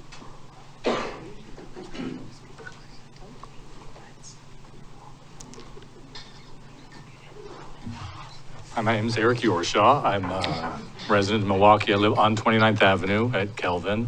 I've been there for a number of years. I can't really say any better than what the folks who are the experts have said about the need for not only safety, but a sense of safety in using the Greenway. But I will say this, before COVID, I used to bicycle commute, and I would do exactly what's been mentioned here on 29th Avenue to the Springwater corridor, either going all the way to North Portland or into Milwaukie or wherever that was. And there is a sense of not feeling safe when crossing the various intersections, with the exception of the one intersection that has a stop sign, which might be in the city of Portland, I don't know. And there's one with a yield sign. And something like as simple as that, it seems like it can't cost that much money to put stop signs in so that kids particularly will feel safe riding their bicycles down that street. Just seems like the thing to do.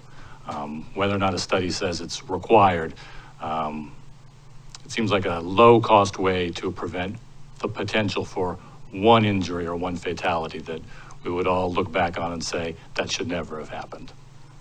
So I really hope you guys are able to act and make some kind of change there to make it a even more joyful place to bicycle, to walk, and to live. Thank you.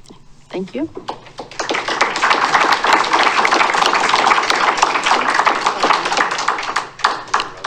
Lisa Gagnon-Rinker? All right, someone else already spoke on behalf of your NDA, so you only get 3 minutes. Okay. Oh, okay. That's fine, you can sit there. Wait, Scott has to, there you go. Is that on? Yep. Can you hear me? If it's red, it's on. Yep. Okay, thank you. Thank you, counselors, and thank you, Mayor. My name's Lisa Gagnon-Rinker, and I live in the Ardenwald-Johnson Creek neighborhood. I'm currently unused chair for the neighborhood. I've lived in my neighborhood for over 24 years, and I can definitely say that 29th Avenue is a great resource for the neighborhood.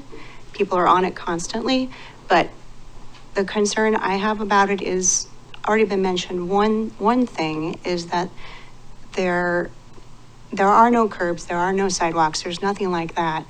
And so this is kind of technical, but the streets tilt down, and so that there's gravel that flows down the streets, and that is because everything's not improved.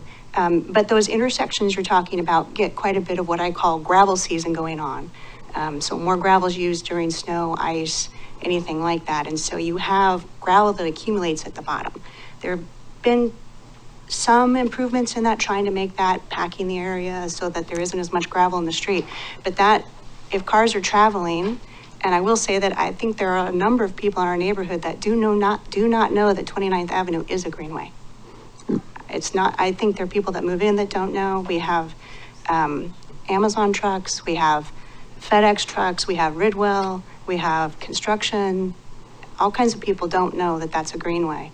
And there's nothing demarcating those intersections to say that they are.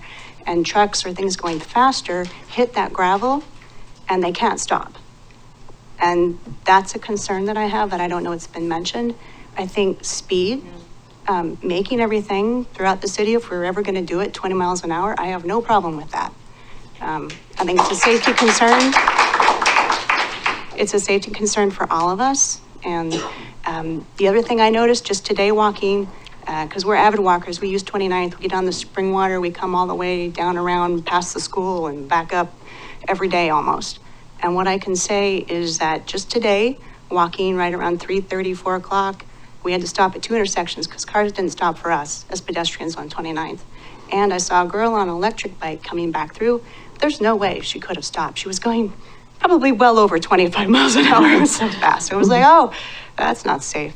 But I just wanted to point that out and to say that if stop signs, the city is saying if stop signs aren't an option, there has to be some way to demarcate or at these intersections so people understand that they're approaching a greenway, whether it's a yield sign or whether it's a sign on the ground, something that's saying Greenway, because the sharrows that are marked on 29th, you can't see them. You can't From the see cross them. street, you From the mean? cross street. They're too far back. And so it's signage if you're on 29th. Anyway, thank you for your time. Thank you for all you do. Thank you.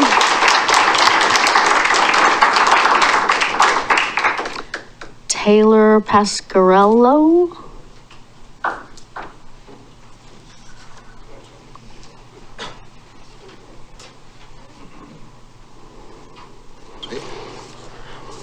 Thank you. Thank you.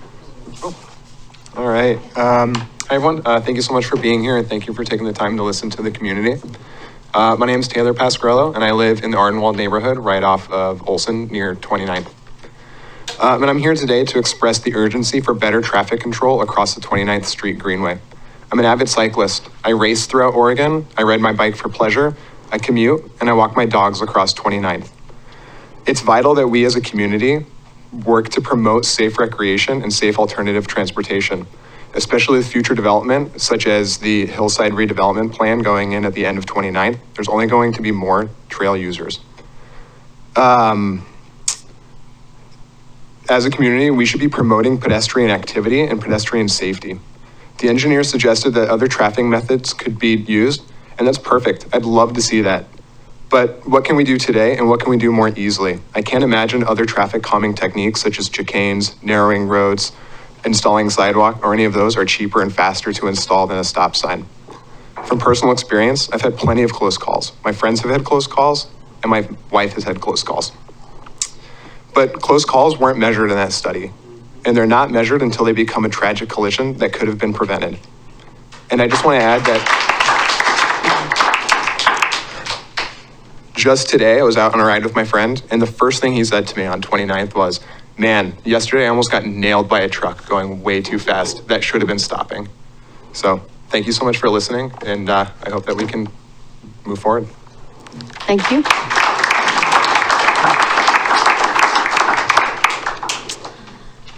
Beatrice McLeod. Hi there. Thanks for being here and allowing us time to speak. I live on Olson Street in 29th, right at the intersection, and I've lived there since 1997. We moved in when my son was 6 and my youngest son was 2, and immediately put up fences in the yard as best we could. But beyond that, we've been privy to lots and lots and lots of close calls. And I watch my kids like a hawk on that intersection in that corner. And the thing that I've noticed since we moved in was that the number of families that have been coming has increased and increased. And it just really makes my heart sing, to see this neighborhood become so vital. Because when I first moved in, it was not that way. But now it really is. And like I said, I've seen a lot of close calls. But beyond that, I don't know if it's really clear to you, if you haven't been on that street, that there's so many walkers and there's so many people with their dogs. And there are a lot of bikers, and then there's the cars, but they're really, the cars don't run it in the sense that people are everywhere. People are everywhere enjoying it. It's just the best feeling if you drive through that area. On the other hand, people are anxious and scared because I hear that all the time, and they're watching their kids really closely when they're there. But it's not talking about how many cars go through an intersection or things like that. Really, it's more about how many people are out there. It only takes one car. And it's a scary thing. There's no sidewalks and there's no speed limit signs on there at all. And I think that that's a really important piece to include as well.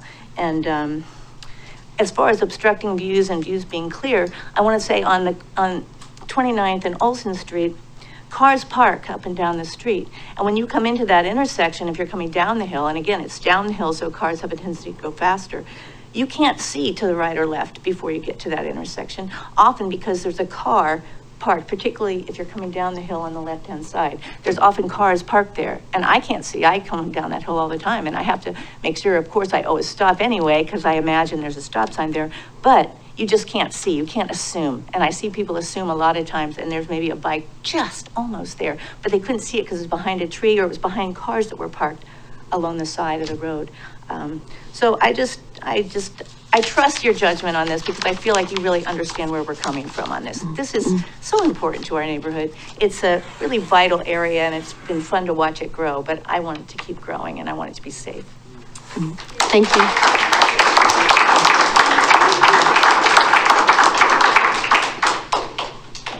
Eric Fosgard.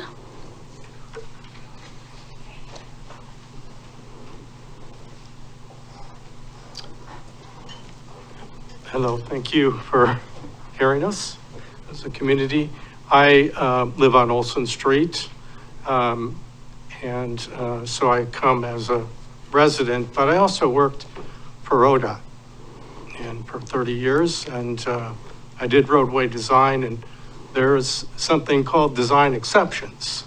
And so you look at the manuals as guidelines for what you should be doing. But there are exceptions based on local conditions. And I think that there are some local conditions that really need to be paid attention to here. So besides, people talking about the Greenway, and that's obviously an important aspect to it, especially for a state and a city that wants to promote active transportation and to promote reducing greenhouse gases. But the conditions, I think, are that I haven't heard a little bit about this with the sidewalks not being sidewalks. That's one condition that would naturally have a little bit of a constraining effect. The other big thing is these other greenways are probably a little bit different than what's happening here because when you're coming off of 32nd, if you know the area, you are going downhill for every one of the streets that we're talking about that cross 29th. So that during the winter time, if we get a little bit of snow, these are sled runs for kids. You really book when you're going down a sled. And so that should tell you a little bit about the effect, that downward effect. And you're going to get people that just go with the flow and just want to go that fast speed. So that's another factor. Another factor is you've got the railroad track at the end. So this is not like other neighborhoods where you're going to go around. You wouldn't be able to go around anywhere. If you had stop signs on these streets, who's going to go? There's no choice. And all these people here with all the stop signs who've come, who consistently are saying we need to pay attention to this, they don't mind stopping a little bit. And it's not going to add to greenhouse gases. So by a little bit of stopping, it's not going to divert people. So what are we talking about? We're talking about a little bit of cost for signage. So I think we need to go for the stop signs. Thank you. Thank you.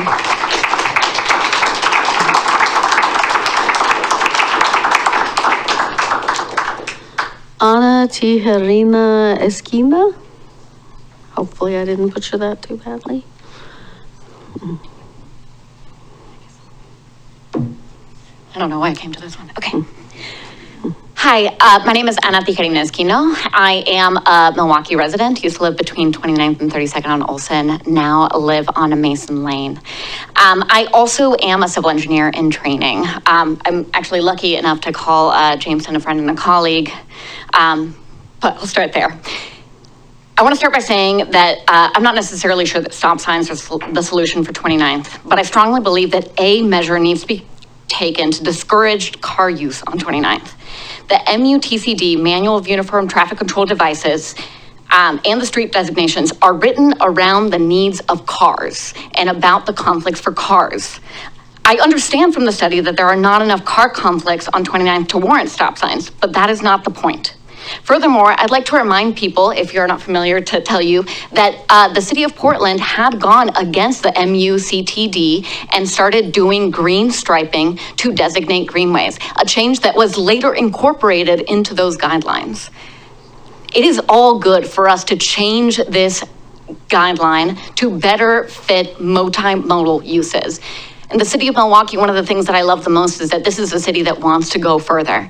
I want to discourage cars on 29th because I want to feel safer going down there and going to the max. I am a very fair weather biker, but I would be scared on 32nd or on 42nd.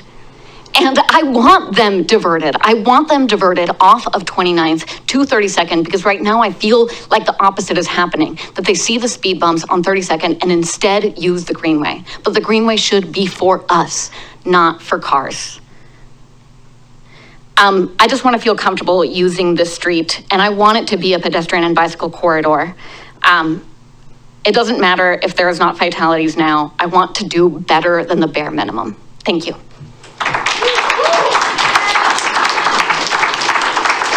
Thank you.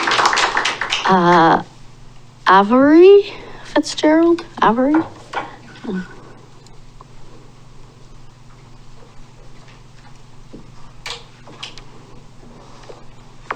Hi, thank you for the opportunity to speak. My name is Avery. Anna's actually one of my friends. And I'm speaking as a resident on Boyd, close to 29th. Actually, funnily enough, someone mentioned the e-bike going 20 miles per hour there. I just bought it today. I was testing the speed in between the intersections, so calling me out there. So just wanted to add my voice to the many excellent speakers that have already come up here to share their opinions. And to start, I wanted to say, forgive me if I missed something in the technical memo, but what I gathered from that is that it appears the traffic data was collected only on one day several years ago. So that doesn't really seem like enough to me to reach a conclusion that safety measures are not suggested. Additionally, I feel like there's the factor of observation changing the outcome.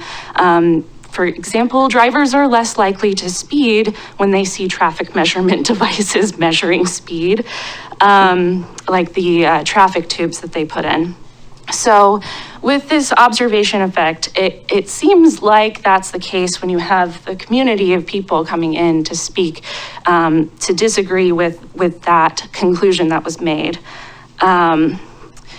So though they may be fewer than the 85th percentile that was presented in that report, I do observe weekly the dangerous speeds that several frequent drivers take down Boyd Street through the 29th intersection. They are unimpeded, they are on a straightaway, they are going downhill, as that other gentleman mentioned. It scares me the way that people can gather speeds to the point where I'm trying to collect details about those cars so that I can maybe make a report to the police.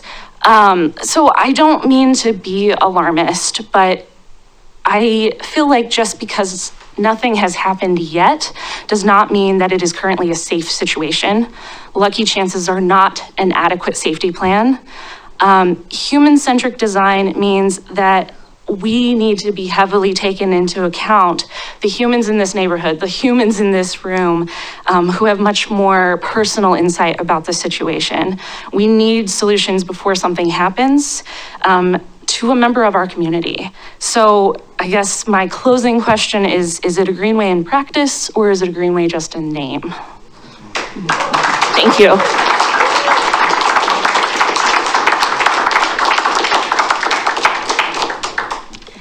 JP Brock.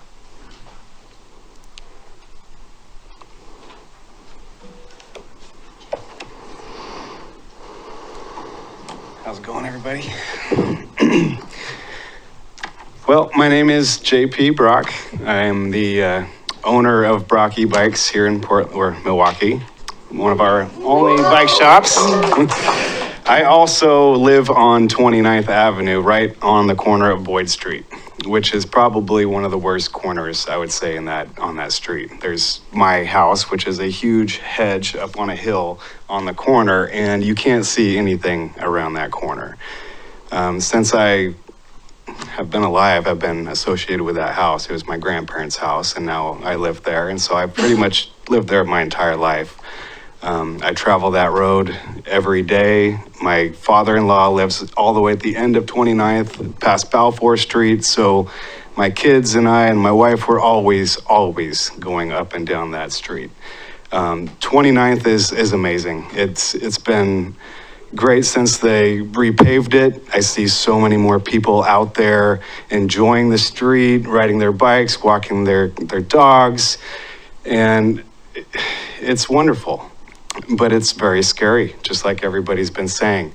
There's no stop signs for the cross streets, and it's riding a bike or even walking, you really have to watch out, especially when it gets dark because it's not lit up enough.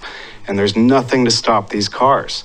And every single one of these streets from 32nd down to 29th is a long 3-block road that they're just gaining speed and going downhill. And I was personally hit on that corner when I was a kid, and nothing has changed ever since. And I still, to this day, do not feel safe in my own neighborhood riding my bike on 29th. But if you go a few blocks over into Portland and Eastmoreland, you follow the Greenway bike path down 32nd, and there is a stop sign on every single block protecting those bicyclists. And that's what we should have on 29th. It's not about how much traffic goes down the streets. It's about protecting the people on the street itself, pedestrians and bicyclists. And I am totally in favor of stop signs. So I hope you guys can make the right decision on that. Thank you.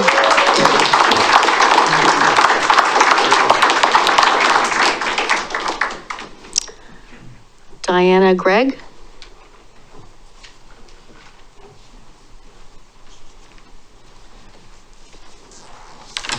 Hi, everyone. I'm Diana Gregg. I've been a resident of Milwaukie since 2018.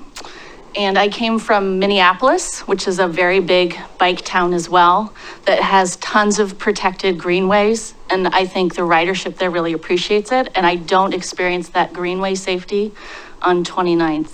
I live there with my wife and 9-year-old son, and I will not let my son go out there by himself because I feel relatively safe traveling 29th between the intersections. It's the intersections that are the problem. And I heard tonight that the intersections were not studied. It was mainly following 29th. And I was inspired by Robert Massey's comment tonight about the volunteer who said, why can't we have something, who pushes and says, why can't we have something? I'm hearing there's nothing that says we need to. There's nothing that says we have to. That's not why I think we're here tonight. We're here saying we need safety, we need help.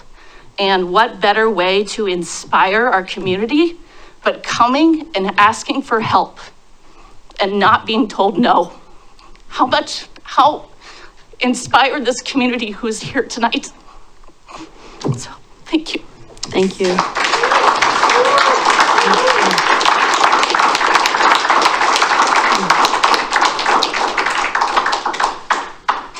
So I have one more card, Maitri, that kind of says Greenway safety. Were you wanting to? Yeah, just briefly. Okay. Okay. Hi, I'm Maitri Dermer. I'm on the Transportation System Plan Advisory Committee. I'm also the Land Use Chair of Llewellyn. I'm an avid bicyclist, obviously, wearing the clothes.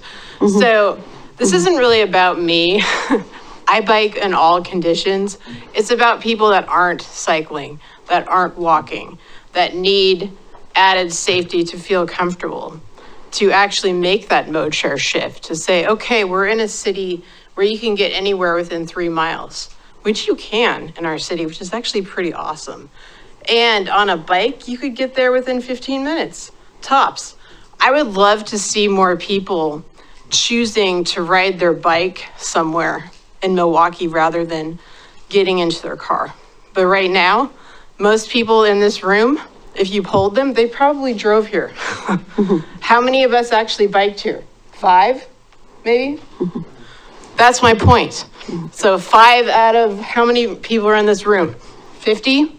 That's, we need a lot more people biking here tonight than actually chose to bike here. The people that biked here, those are the avid cyclists that feel comfortable biking in most conditions. Those are not the people we're talking about here. And by the way, I've ridden on 29th a few times. I don't even feel comfortable on 29th. I think it's a crappy, I wouldn't even call it a greenway. It's just a neighborhood street that's not even well maintained. I don't feel, and I'm an avid cyclist. I don't feel comfortable on it. What does that tell you? That I don't feel comfortable on it. So I implore you to choose to take the necessary steps to add stop signs before it turns into something else. What I'm hearing in this room is we are on the impetus of activism, on a better built agenda where we would be putting in our own stop signs because the city is not doing it. So thank you for your time. Thank you. And I would say, all of you, I am planning on leading some rides in Milwaukee and bringing that back. So I will be talking to my friends in this room. So, thank you. Thank you.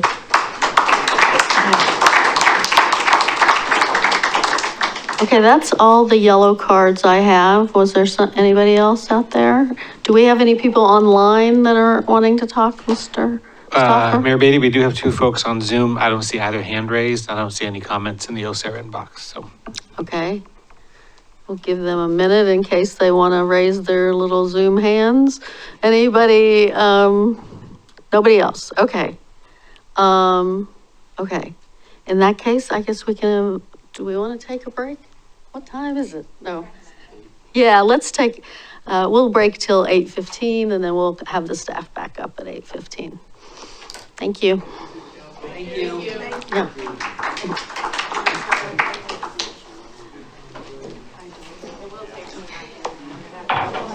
Where are my Girl Scout cookies?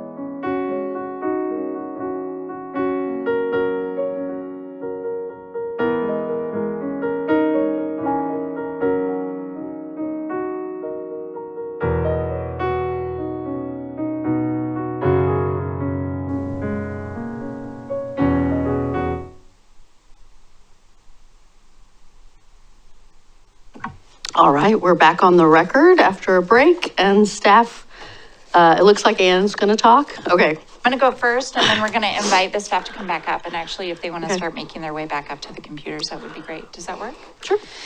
So I think the place where I wanted to start before we turn it back over to Jen and her team is just a reminder of a couple things. Staff can do a lot of things.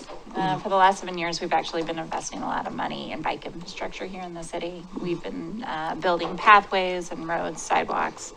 And we've bonded for about $40 million worth of projects. The Monroe Greenway is coming up. It's about $10 million worth of government funds in order to do this exact work, because I think this has actually been a goal for a long time of both city councils. I also think it's important to note that I believe the staff are thorough believers in active transportation. I think that that's why they work here, because over the last several years, we've had a team that's been really committed to doing this work. And I value that, I appreciate it. And I think it's just important to remember that we've built things like the Linwood paths. We've built things like the 17th path during that time. We're about to do one of the biggest greenways that the city's, well, the biggest greenway the city will experience probably. And all of these things are always choices. So the way that we prioritize projects around greenways over the last several years has been based on community feedback and also on council feedback. So we did this through the NDAs. We worked with them in order to prioritize projects going into the SAFE program. We've been slowly but surely delivering on those projects. It's always up to council to tell us if that order is correct, or if we should be prioritizing other things more so than the things that we're prioritizing. But we do have a small staff, and so making sure that we remember that there is a threshold where and a tipping point where, depending on how much work something becomes, we don't have the resources in order to deliver all the things, and we just have to make choices. I think there are options here tonight that allow staff to show how much they care about this work and greenways without having to reprioritize work. I think that we've put some of those options into a staff report that includes prioritizing funds to make our greenways look more like greenways and experience more like greenways and feel like you're going to encounter walkers and bikers along the greenway. But if we go into bigger projects or processes, it will require us just to, before the end of the night, talk about what the reallocation of resources are if we decide to do that. So that's why I wanted to jump in. It's just, we only have so many people and so much, really it's about the people right now on this front. But I think there's a lot of solutions that we can do without having to have those conversations. So with that, I'm gonna stop talking and I'm gonna turn it over to you all to have a dialogue around where you wanna go. Okay.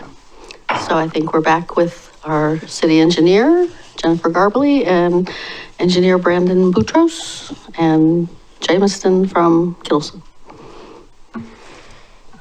I guess what I would say is I don't disagree that we could do more on 29th Avenue. So we put forth some solutions. Dedicate some of those spot funds and let's turn this into a real greenway. I still am an advocate that a stop sign is not the right solution. And the biggest reason for that is if you put stop signs on the east and west side of 29th Avenue, it also means vehicles get to drive down 29th Avenue without slowing down. So you're gonna increase those speeds of those vehicles going down. If we increase those speeds, then you're gonna be coming back to me saying, we got a safety concern. Traffic is going too fast. At the moment, we got cars going 20 miles per hour. That is awesome. I don't have that anywhere else in the city. I need to keep them going 20 miles per hour. So if I open that up, we're gonna see cars going faster than 20 miles per hour, maybe even more than 25. So, all for doing markings, doing signage, making this look like a greenway. There's awesome green paint we can experiment with. I would like to try those things first. I'd like to make it look like a greenway. And bring safety around that aspect.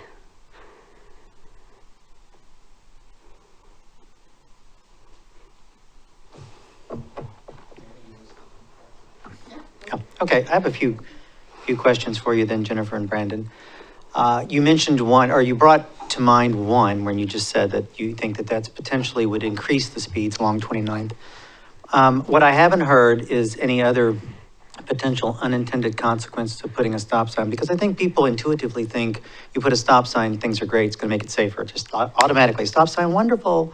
And I want to hear if you're in your professional judgment, if there could be unintended consequences and what they might be. And then I will save for a later question, potentially to the city attorney, is are there risk involved, liability risk or other risks that we're not hearing? Because I want to hear both sides. I've heard from one side and I've heard very well, they've done a great job. I want to hear what the other side potentially is before we move forward. So putting in too many stop signs in an area aggravates also commuters. That's one. Jameson, do you have more examples you would like to bring up? Yeah, great question, so thank you. Some other unintended consequences, without kind of looking at any other data or anything. Some examples can be speed, obviously, for the side streets. You could potentially see users disobey still stop signs. Just because it's there doesn't really stop you, right? That's regulatory. Same with yield signs, bikes and vehicles following the same thing. So bikes could still run a stop sign, but really that's all unknown without data to support that. The report follows the guidance and the criteria to make using engineering judgment of what the recommendations could be. And the report does spell out our recommendations of when stop signs could be considered, or maybe strongly considered, which is based on crash, vehicle data, units intersecting at the other intersections. And the volumes are in that report for each of the intersections studied. You can see the peak hour volumes as well. But as far as when it comes to unintended consequences, it's hard to say until we get further down the line, but I can definitely find more out. Thank you. And while I have you, and I'm sorry, I should have mentioned your name as well as Jennifer and Brandon, but I did have a question on the report that the way it was written wasn't clear to me, and it's on page 8 of the report. And it's the one that deals specifically with this issue that we're discussing. It's you had mentioned the report mentions potential lower cost enhancements. Are you seeing page 8? I'm right there with you. All right. It says install stop signs at east and west approaches. Goes on to say some other things, and then there's an if through traffic volumes increase beyond the desirable local street volume of 1,500 vehicles. I'm wondering if that little clause, if it applies to the stop signs east and west, or to just the always stop control at band meter. Do you see what I'm saying? Yeah. Do you understand my point? Yeah. Okay. So that's based on the MUTCD. They have separate sections, one for all-way control and side street control. And so that is part of their side street control if. When you're in a specific condition within that guidance, you would the MUTCD recommends going in that direction. So that's why it's an if statement. But my question is whether the if modifies both parts of the first part of that sentence. In other words, couldn't I read this to say install stop signs at east and west approaches if volume traffic increases? Or does that if volume traffic increases only apply to the always stop control at southeast Van Meter? I believe it is to southeast 29th. Okay, so that's the if part is just to that second. Mm-hmm. Okay. Thank you. And I don't know if Jennifer and Brandon, if you have anything to add to the earlier question I had about unintended consequences. One thing that I will tell you that I had heard is that, in part, you had just mentioned that some people, especially, here's a little bit of a concern that I would have, but I'm no engineer, so it's just hypothesizing, that because we heard testimony that the majority of folks in this that are using these streets live in these streets. They're not, it's not necessarily a cut through. And if they get to know this, will they follow a stop sign is my question. You put up a stop sign, they blow through it because they live there and they know they're just going across the street to that next little part that dead ends. So I'll just kind of go through it. I don't know if that's true or not, but I had heard someone raise that at one point. I was going to mention that, yes, they may, but these stop signs are forever. And so these residents may and future residents may or may not. I was going to add that another unexpected consequence, building off of what Jen had mentioned about aggravating commuters, is that over time, with more and more vehicles, each day, when they come to a stop and there's no one there, and then they proceed, and they come to a stop and then there's no one there and they proceed, it over time builds the frustration about this delay in the commute. And without an elevated enforcement, then you have people running it. And as Jameson mentioned, then you're running the risk of bikers assuming that they're safe, but these stop signs aren't physically or in any way actually stopping traffic. So it False sense of hope. False sense of hope, and it'll actually increase speeding between stop signs. If you're stopping too frequently, drivers often will try to make up the time. And as we've heard tonight, a lot of people feel safe between the intersections, but if the speeding gets higher, that might not continue to be the case. We're talking about adding one stop sign for most people's trip, right? From 23rd, they come down 23rd to 29th and they have to stop. It's not like we're adding multiple stop signs to any one individual's trip. Depends on the commute path, but, and then each way and every day, but yes. Okay. Or if you stop control the whole intersection instead of just just the side streets of 29. I'm sorry, what about that? I didn't hear the first part. Unless you put four-way stops. Well, right, if you put four-way stops, but that kind of goes against what our Greenway design path says. Before I call on Councilor Massey, did you have more questions? No, okay, okay. Council President Massey? Thank you. Jennifer, I'm trying to process what you said earlier about if we put up stop signs, then actual speeds on 29th would go up. Is that what I heard you say? Okay. So I'm trying to understand how that happens. And so. Because cars don't no longer have to stop. Cars no longer have to stop. On 29th. Okay, I got you. I'm trying to follow you. Okay. Bear with me. Okay. So that means that people become less cautious going down 29th. Is that what I'm hearing?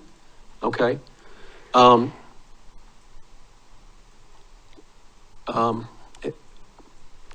go to you. Is that an accepted traffic outcome? Can you restate your question? Well, if we put stop signs up on the intersecting streets on 29th, does practice show that the traffic on 29th would increase, the speeds would increase? So there's kind of two versions or options and alternatives, right? So stop signs along 29th, and how that impacts stop go, some of the things that Brandon has mentioned, whether or not folks, even locally or outsiders, as even I think the community expressed does occur, you could potentially see speeds increase as they're trying to catch up between stop signs rolling through. But if you put a stop control on the side streets, I think that's some of the concern that that's trying to be expressed. If you only do stop control on the side streets and little or none along 29th, you've created a thoroughfare where the expectation is you get to go freely north-south with with little speed intersection control. And that can sometimes promote increase in speeds. Okay, I think, I wasn't addressing the first part, I was only addressing the second part. Okay. So basically, you're agreeing with Jennifer's point that we could see increased speeds north-south on 29th. If you put in stop signs on the intersecting streets. That is a potential consequence, yes. Okay. One other thing, this is already happening in our city. This is happening on Stanley. Stanley is 25 miles per hour. The 85% is 35 miles per hour. They're already speeding. It's also happening on Monroe Greenway in portions, which have this setup of stop signs on only one side. Well, I mean, that's a nature of collectors, right? Collectors tend to, I mean, they have the stop sign, you told us earlier. Yes, they have the things, but so now I'm correct. Right. So, but my goal though now is I have to mitigate traffic on those greenways. I have to figure out how to slow down that traffic for that scenario. It's a safety concern. Yeah, so, I'm just trying to, this is not a question, this is just a comment. I'm trying to figure out how to process these potentials versus, stop signs where the expectation is, that people stop at stop signs. That's kind of my expectations, and I don't know how to process the potential for these negative outcomes. I just don't know how to boil that into a, sort of a cohesive, approach to how we do this. Well, I guess, it makes sense to me that stopping the cross traffic and telling everybody on 29th that they have the, right away will increase speeds on 29th. And I think that was recognized in some of the written comments we got. And the point was, then we have tools for addressing the speeds, and we address the speeds. I guess the question in my mind in terms of trying to wrap around is, which is the bigger risk? Which is the bigger risk of the bigger damage? The people on 29th who are speeding more than they are now, or the people who are going downhill from 32nd, and that was an important point, the downhill sled run, and going across. And how do you as an engineer measure that? How do you measure those potentials? We don't really measure the potentials, right? I mean, we're looking at actual data. And data. But we were told there isn't data on the speeds on the cross streets. There is. There is data. Okay.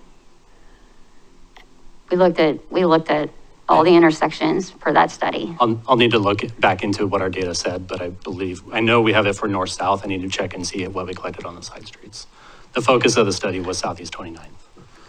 Right, but I don't know how you study Southeast 29th without studying what's happening at Boyd half a block before 29th, half a block off of 29th, I guess. Yeah. Anyway, Councilor Khosrowshahi? Yeah, I'm looking at some of the beyond the desirable local street volume of 1,500 vehicles. What other local streets that aren't collectors do we have that have 1,500 vehicles going on them daily in Milwaukie? I'm sorry, what was the question? So it says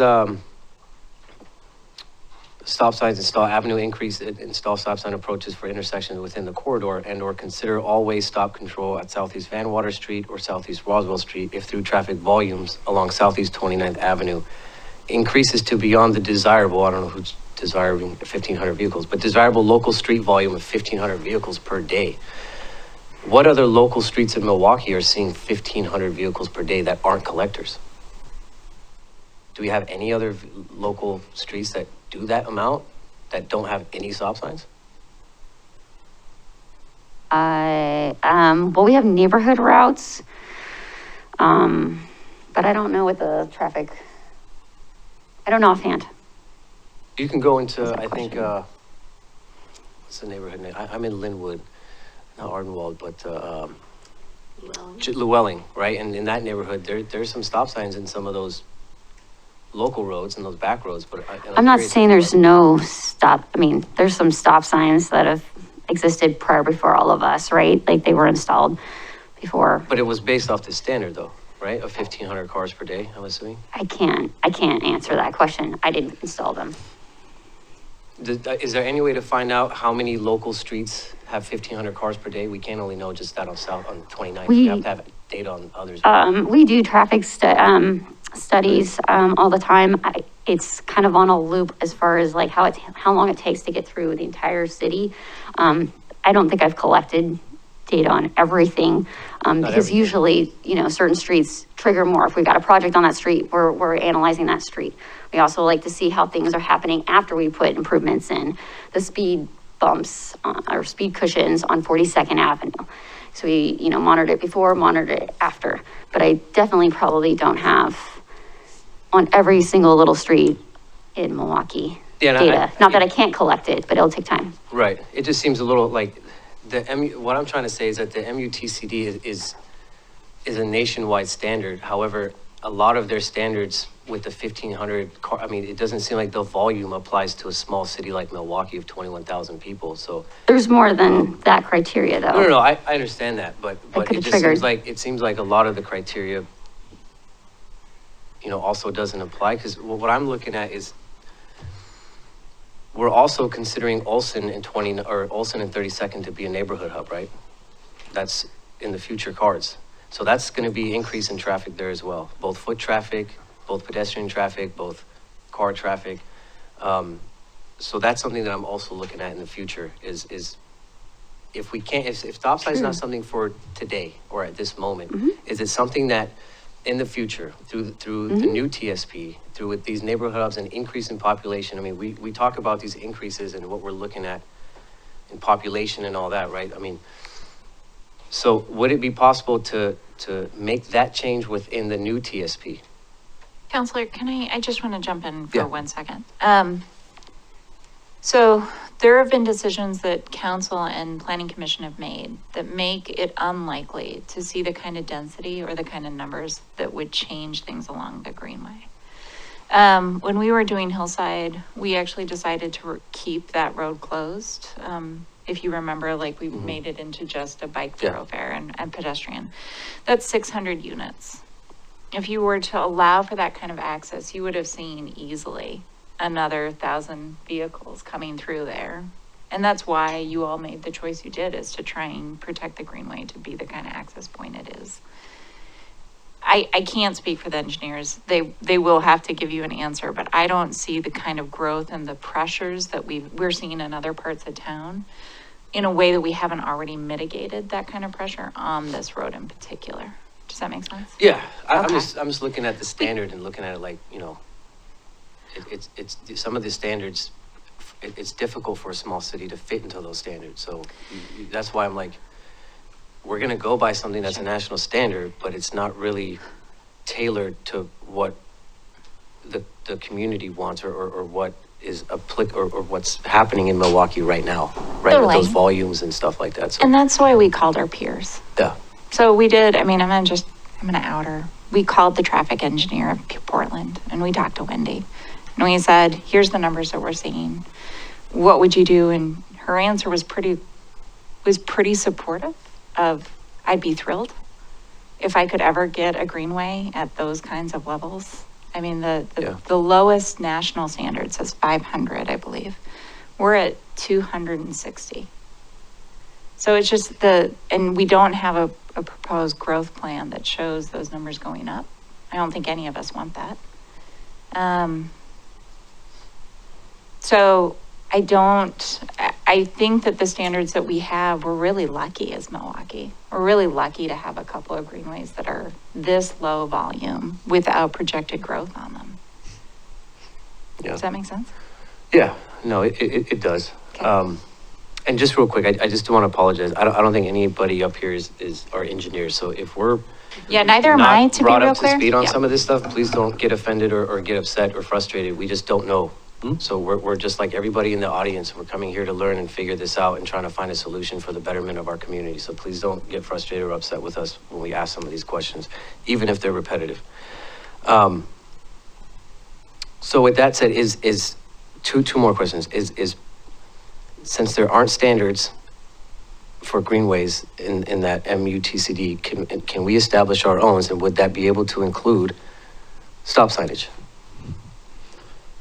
As a greenway, as a city, if we want, say like, we want stop signs in our greenways, is that something we can set since there is no national standard for greenways? Yeah. Jen, would you like me to answer this one? You can. Yes, I I'll do start. have an opinion. I'll start. I'd love to hear it, by the way. Yeah. So the guidance from the MUTCD, Yeah. for one thing, if you ever get a chance to read it, they do make designations between should and shall. So there are shalls and there are shoulds. That is very clear in the document to help guide and create criteria. The second thing, there are a number of other documents that we use as transportation professionals, as a lot of folks in here have seen, to help guide them through that decision-making or what those communities could look like. There are many in the US going through this or have gone through this, and so this is not new, but it is with the changes in goals and the priorities for many cities, Milwaukie being one of those, it is new. And so there are a number of guiding documents to help guide you, us as professionals that we share a lot with our clients and teaming partners and other professionals to help educate each other and share those ideas of what those could look like. So the MUTCD is not the only guiding document to guide you in that. There are a number of other ones.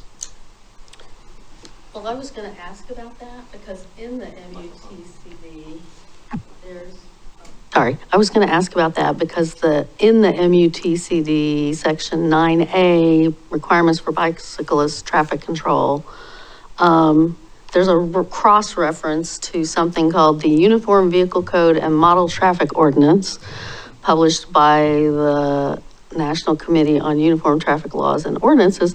I tried to find that. Oh, I'm sorry. No, that's not it.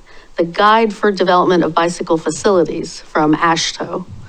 And I tried to find that, and it was like a $200 buy this offline document. So does that document shed any light? I mean, if the MUTCD is explicitly cross-referencing it, then they're saying this is important other guidance. And does it shed any light on any of our questions here? I would need to look further to really shed some light. Real quick, sorry, my last question was actually for Stout City Attorney.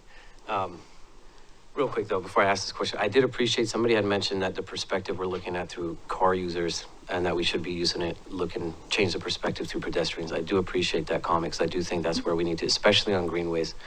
It should be more about the people that use them for what the greenways put there for, as opposed to the vehicles that travel on them that are just commuting through. But the question I have for our city attorneys, legally, where do we sit? Like, if we were to say, with just based on the information we have now, not a future TSP, not future standards we set, and I still am interested in your opinion, by the way, on the stop signs in the TSP for greenways. But I'm just curious, like, where are we at? Because I did hear that there's legal concerns too. If we do put in stop signs and there's an accident and that area didn't warrant stop signs through standards, that we can be sued. Is that accurate? Well, I don't know necessarily think that putting the stop signs in themselves is going to draw a lot of. Right. Oh, I'm good. Okay. Putting the stop signs in themselves, that act, setting aside and notwithstanding any of the engineering issues, if we put a stop sign in that's not code compliant and doesn't meet the engineering standards and an accident were to happen, we could potentially have liability concerns that our insurance carrier would not cover. And you might think, well, who's going to go that far? Other insurance companies are going to go that far. And they're going to look at all the facts and circumstances surrounding the accident. And we have a big record now, publicly, on record, about a debate about engineering standards and putting in these stop signs. And so that creates some, I don't know whether I consider it a liability, it's more an insurance risk. And there are also probably some unknown liabilities that, you know, far be it from me to be able to think of everything. I immediately go to the insurance concerns because if somebody gets smacked and we get sued, we go to our insurance company and they take care of our defense, making the injured party whole for any negligence that might be on the part of the city. Thank you. I appreciate that clarification. And then what your opinion on if the new TSP was to incorporate stop signs or yield signs in greenways? The TSP is really a planning document. And so it is looking at a high level and it's looking for, hey, what kind of treatment should we be installing? And yes, we have a problem here. We should address it.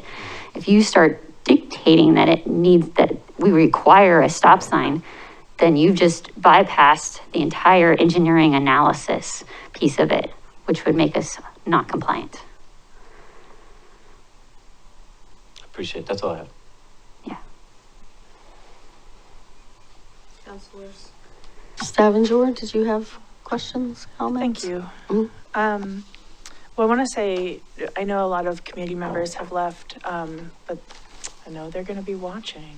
So I want to say thank you to everyone who came out. And I know I had mentioned earlier that I had been planning to leave about, I don't know, 90 minutes ago. But I think there are conversations that are really critically important, and I know that my friend would have wanted to engage in this conversation. So anyway, I just wanted to say that. And then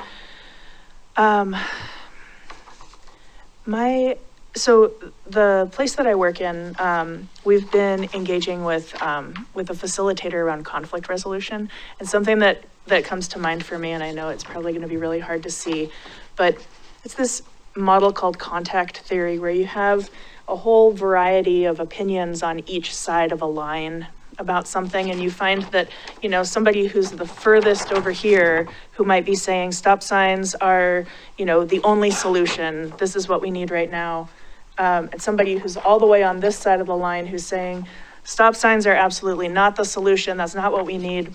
One interesting thing about these two opinions is that maybe the method is not what they're talking about. Maybe they're talking about the overall goal. And if you actually bring that paper together, the goal is the same. What I heard a lot of tonight is around safety. And what I hear from our engineers is about safety. So I'm interested in exploring that conversation more. I really appreciate all of the work that's gone into the community discussion around what safety looks like. I took massive notes this evening, trying to get an idea of what some of the things that folks were bringing into the conversation look like. I'd like to spend some time on the council side of this and working with the city staff to think about kind of what our scaled up version of what a safe greenway looks like. And it might very well include stop signs. It might also include a denotation of space, proper signage that are not engineering, they're not triggered by engineering analysis, or they don't trigger engineering analysis. There's really, I mean, Jacob invited me to walk the space with Luke, and I did, and there's really nothing that defines 29th as a greenway. And I think that if we are really trying to have this conversation about what our vision for the future of bikes look like in Milwaukie, then let's have that conversation. Let's talk about what the vision and our definition of greenways looks like beyond just one notation in the TSP. I think it should be something more robust. And then another thought is that, you know, while we are right next to Portland, and a lot of the build out for bike friendliness has happened, you know, in that jurisdiction, a lot of cities, you know, around the country, around the world look to Portland, but in big pieces, they've had to retrofit a built environment that's already set up for cars. So I think that there's some innovation that we can look to in that jurisdiction, but I'm also interested in the conversation that we have about what our vision for the future of Milwaukie looks like, so that we're actually putting that into place and we don't have to go through the process of a retrofit. So that leads me to my ask, I guess, would be, you know, that we dig in a little bit more, and maybe that's tonight, and probably others have questions about what the solutions look like. I appreciate that you took that approach and put some solutions, some starting points into your slide, but I'm interested in like kind of figuring out what the parallel timeline looks like for solutions and the discussion that we need to have in the TSP. So the vision document and then the process for now. The very last thing that I'll say, well, for now, Mayor, is I really appreciated seeing so many young people in the room. And if we're really talking about getting people out of their cars and into bikes, it's because young people will be a part of building the city that they want to see, and that they will naturally be bike users, not converted car users. So it's past all of your bedtimes, but when you rewatch this with your parents, I want you to know that your words were really important, and it took a lot of bravery to be here tonight, and it's very much appreciated.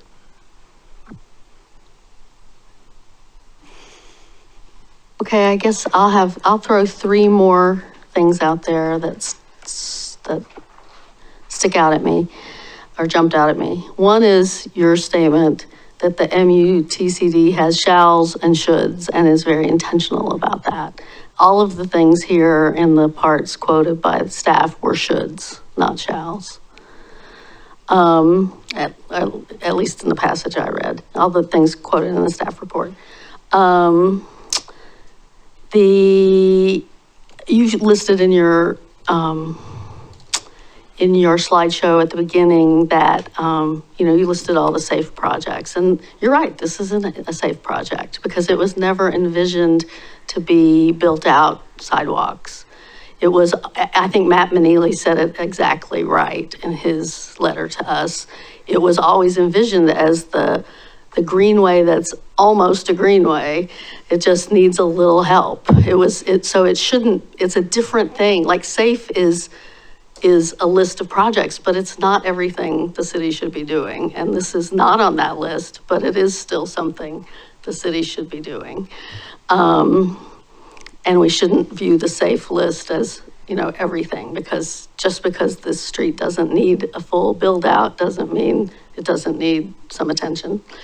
And I guess when we're talking about the risks, I think after this conversation, the risk is much, we're talking about the risk of litigation. The risk of litigation is much worse when an accident does happen than what the risk, when an accident happens without stop signs after we've had this conversation, than if an accident happens with stop signs after this conversation. So I guess those are my observations. And I don't think, I do take the point that the TSP is a planning document and is not an action document. I think if we want to do something, it's probably by way of ordinance and not by TSP. But I do think we ought to be thinking about road classification and what our TSP says about, I think it implies that this should be a higher road classification than it is. All right. Responses to any of that, or did you have something you wanted to say? It's not necessarily a response, but yeah, I didn't know when you wanted us to do our general thoughts. Well, I didn't know if staff wanted to come back in before we, I don't know what our, No, I don't think so at this time. Okay, well, if it's my turn, a few things that I'd like, just general comments. First of all, I think that Councillor Staven-George, you said some wonderful things that I totally am 100% agree with. I really like the way you talked about that piece of paper coming together, because I'm not 100% convinced that stop signs are needed here, and I certainly value the professional judgment of our engineers and our specialists in transportation. At the same time, I heard loud and clear that people don't feel safe, and I take that seriously too. And to Mayor Beatty's comments and others, sometimes I'm going to avoid or not look at the manual exactly if I'm thinking that there's still maybe a potential safety issue. We talked about the way that the slope's down, all these other things about this that maybe warrant a stop sign. Again, I'm not 100% convinced, and I also want to just say that I think city staff did a good job. It was a hard job. You're speaking in front of a crowd of people that have done a very good job of being concerted and organized, and I respect your opinion, your professional opinions and judgment. I really do. And that's why I'm kind of reluctant in some ways about the whole thing that scares me about the stop sign is that manual is a technical manual. It's not a policy manual, in my opinion, that MUTCD is a technical manual, and installing stop signs is a technical process. And it shouldn't just be at the whim of democracy. At the same time, democracy is important, and if that entire community and that neighborhood don't feel safe, I want to be responsive to that. I've been on 29th. I've walked 29th before this ever happened, just walking with my dog. It doesn't feel like a greenway to me at all. I didn't even know it was a greenway until just recently as we were working on some of this. Something has to be done to it. If not stop signs, something. I hope that we're in agreement that something has to be done. So that's some of my general thoughts. Make sure I'm not missing anything. Oh, with respect to the young people that Councilor Stavanger mentioned, I saw some volunteers of the year in the future is what I saw. I mean, they did a great job. I don't know about the spot funding. I don't know. I have a little bit of concern. I don't know enough about it. I'm too new on this council to know the priorities. I would be concerned diverting too much money from that spot fund to this if there are higher safety priorities in the city that could be addressed. I happen to live at 37th and Harrison, just 4 houses down. I'm on 37th. I know what that intersection's like. So I'm not sure if there are other places in the city also that arise. At this point, we're seeing low traffic volumes in this area, and so I'm not sure that this is the place that I put my spot funds right away. Those are my general comments on it. And thank you for your presentation, but also thank you for the folks that showed up. You did a great job, and I appreciate hearing the voices of the community.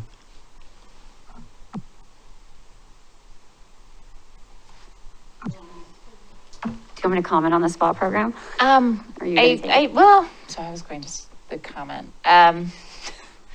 We don't know what it is either yet. I mean, I think we know generally that this was supposed to be for safety improvements for one-off situations. Our plan was to do a call to action from our community and invite community members to talk about safety concerns that they see. And then look at whether or not we need to do traffic studies and traffic analysis in those places and work with PSAC to prioritize funds going out of the fund balances. That design is, the program design is actually being run by Jeff, who's here tonight. And we're working on that as we speak. So it's very new. You didn't miss something. Okay. But I do think that that $350,000 is not going to go as far as everybody thinks it will go for safety tools and improvements. There are some real safety concerns in town that we would be choosing to not address with these funds if we moved $100,000 off. And that goes back to that prioritization we were talking about earlier. We just need to know from council what is currently most important for us to address.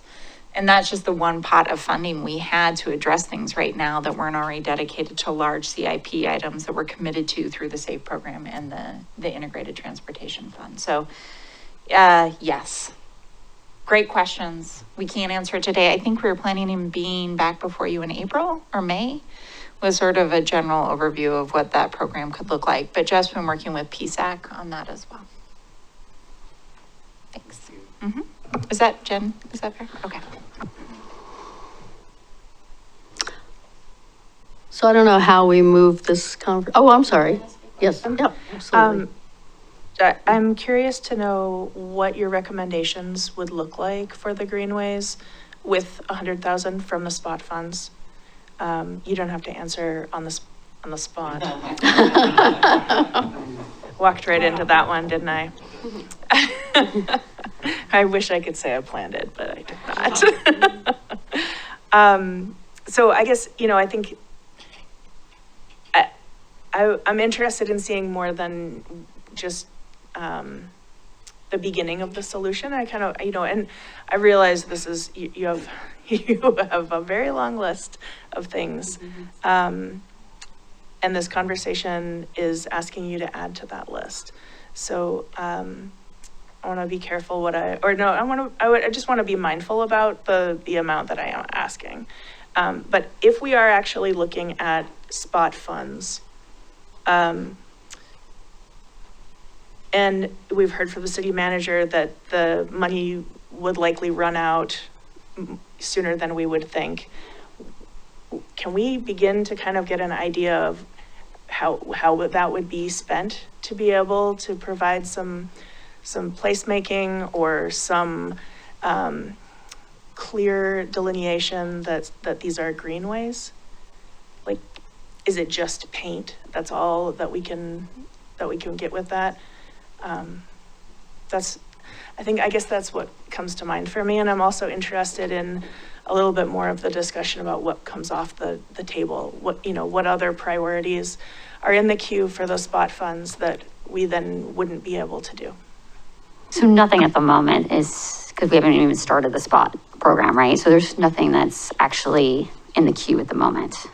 I think the bigger question was just engineering's workload. Yeah. Not spot funds, not the trade-off of spot funds, but Okay. the trade-off on Like, engineering I thought I workload. heard that tied to the 350,000. It is. It is. It's both. So the trade-off of funds is that this could be, we've talked about diverters in places that are really expensive. We've talked about roundabouts that are really expensive, but stop signs themselves aren't that expensive. The traffic studies, the analysis, Gus, Kittleson costs us $10,000, right? Like, so these things, they do add up.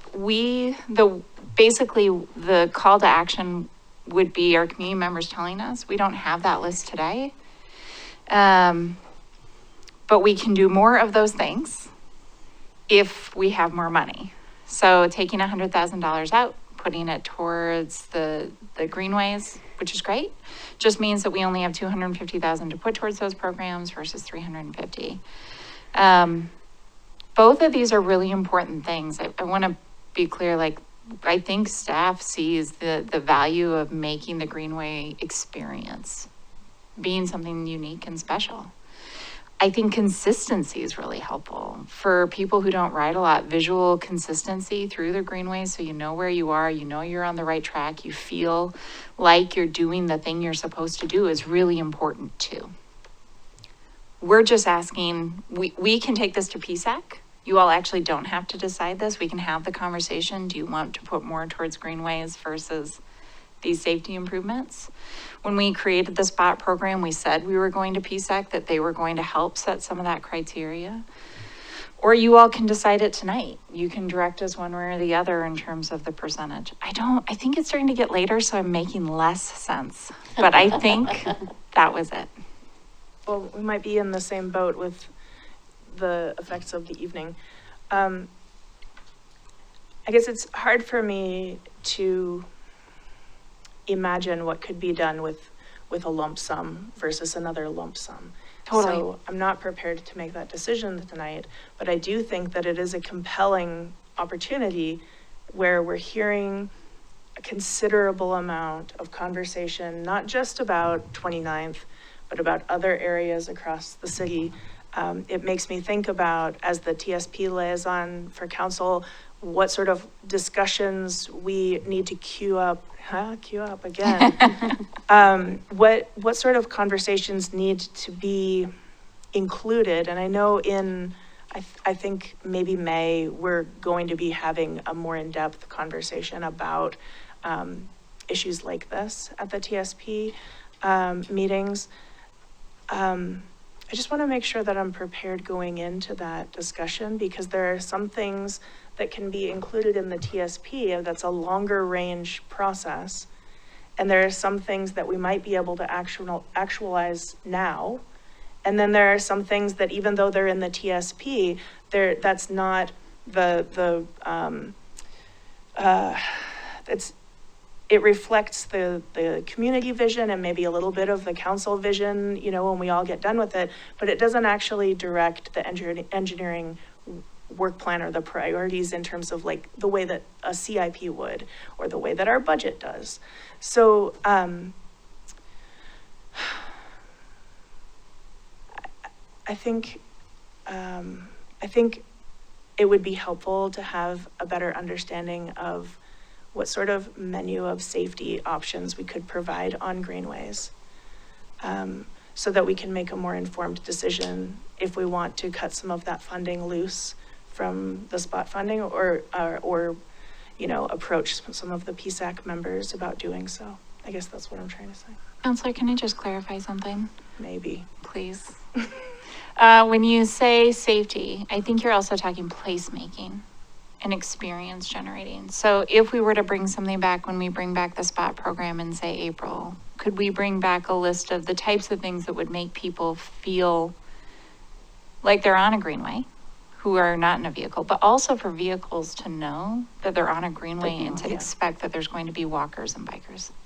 Yeah, I think it's helpful when you know that you're entering into a new space, because then there are rules about, maybe not engineering rules, maybe not traffic rules, but there are expectations. You have community expectations about the way that you conduct yourself when you're entering into that space. And I'd like to be able to see more of that for our greenways and for our future greenways, because this is probably not the last conversation that we're going to have about how people feel when they're using those spaces. Thank you. I would just also add, we need some education, right? We need some education about greenways and, like you said, what does it expect, but also what kind of, for vehicles, what does that mean? We've got more pedestrians and more bicyclists on these routes. And so I think there's, an aspect there that we haven't hit. We have not done any education. I am, frankly admit. You said you want more of a vision, and I need a little bit of time to put that together, but I do feel I can make it look and feel more like a greenway if you give me a chance. I appreciate that, and I'm hoping that maybe we can engage some of the folks who showed up tonight to spend their time talking to council about their vision too. So the degree to which we can integrate those conversations would be really great. Well, Anne left, but I would just ask, I like the idea of having the conversation, having the conversation about, the spot program as well as this, maybe rolled into, as well as the sort of greenway design. And I wonder if what's going on on Harvey Street is at all informing what you might want to do with greenway design on 29th, or are they so different that they don't really? We've got a problem. You can't actually cross 32nd very safely between Harvey and 29th and Belfour. So Belfour that crosses right there? Belfour. Yeah, yes, Balfour. So we've done an engineering study to look at what that should be, that crossing already. But it's not in the CIP yet to make that connection, right? So you come down 29th and it's pretty much, you stop at the end of 29th because we don't really pull it all the way through. And it's supposed to go all the way up, down Harvey to 40th and cross down. To King. To get to King, to get to Monroe. We've got a lot of work to do. A lot of work. And I think to answer, if I understood your question correctly, Harvey and 40th are neighborhood. As far as the functional classifications we were discussing earlier, which is one step over local functional classifications, so they will be different. Okay. But we do want to have that continual sort of seamless flow between them. But our biggest issue is also traffic control, right? We need to lower speed so bikes feel comfortable even being on it. And so we're working on that aspect as well. Narrowing the road. Okay. Oh, council. Narrow the road. Oh, I have a new title? No. I'm kidding. Council president had his goose up first. I got my goose up already.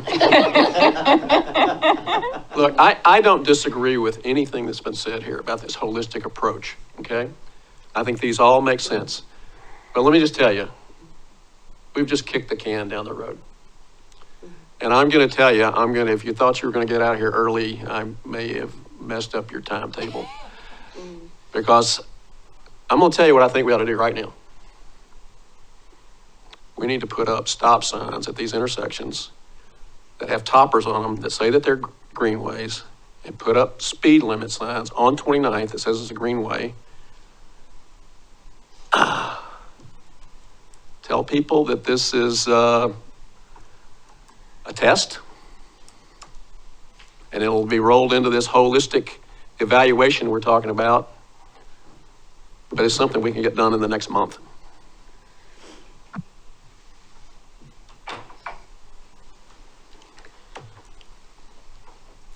Well, I'll let the city manager go. or Nope, no? I can't speak after that.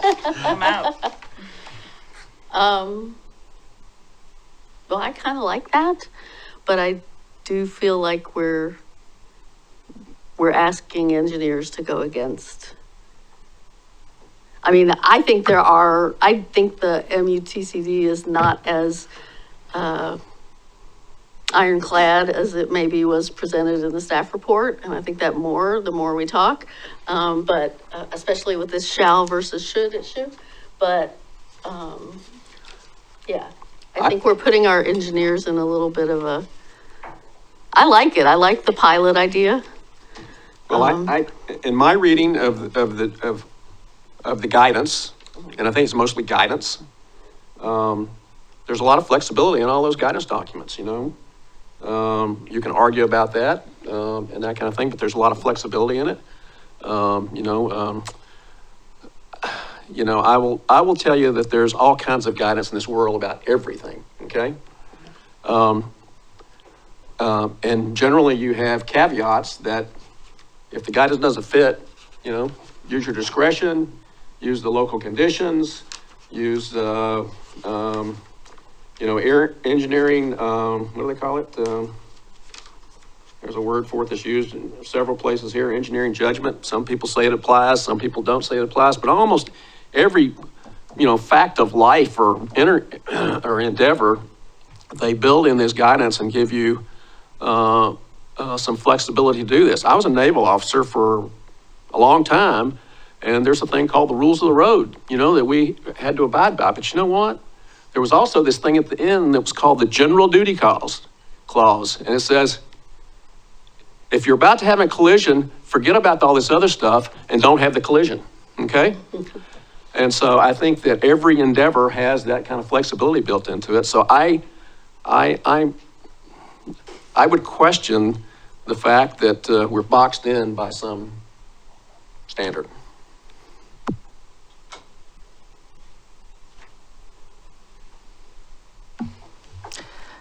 Go ahead. I always don't know if I should put my goose up or not. I don't necessarily think that MUTCD, and I don't know if that's what they always call it, or the MUTCD or something, because that seems like a long thing to say all the time, but I don't know if that's the holy grail. I'm not treating it as the holy grail, but, and so I do think that there's some flexibility, and you look at local conditions and all of that. There's just a little bit of me, and maybe it's my risk averseness as a lawyer, that cautions just going forward and throwing stop signs up because the community said, I need a stop sign, I need 10 stop signs, I need them now. So that makes me a little bit nervous, but if we can throw them up and do a pilot potentially and look at data, because I am also a little concerned about potential unintended consequences, and I want to know that it can be revisited and those stop signs can come down if they were put up and it's not working, or it creates other issues that we hadn't thought through or that we have thought through and we've actually talked about. So that's just my concern a little bit. I don't think that we have to follow that document to the end all be all. Well, and a stop sign can always be taken down. I mean, that's not But you could say that about here. I mean, any concerted community neighborhood like that came in today could make the same argument about a stop sign anywhere in the city. And if the engineer said, please don't do it, here's why and here's why. And we said, yeah, but we heard from the community and they want a stop sign, so let's do it anyway. That concerns me.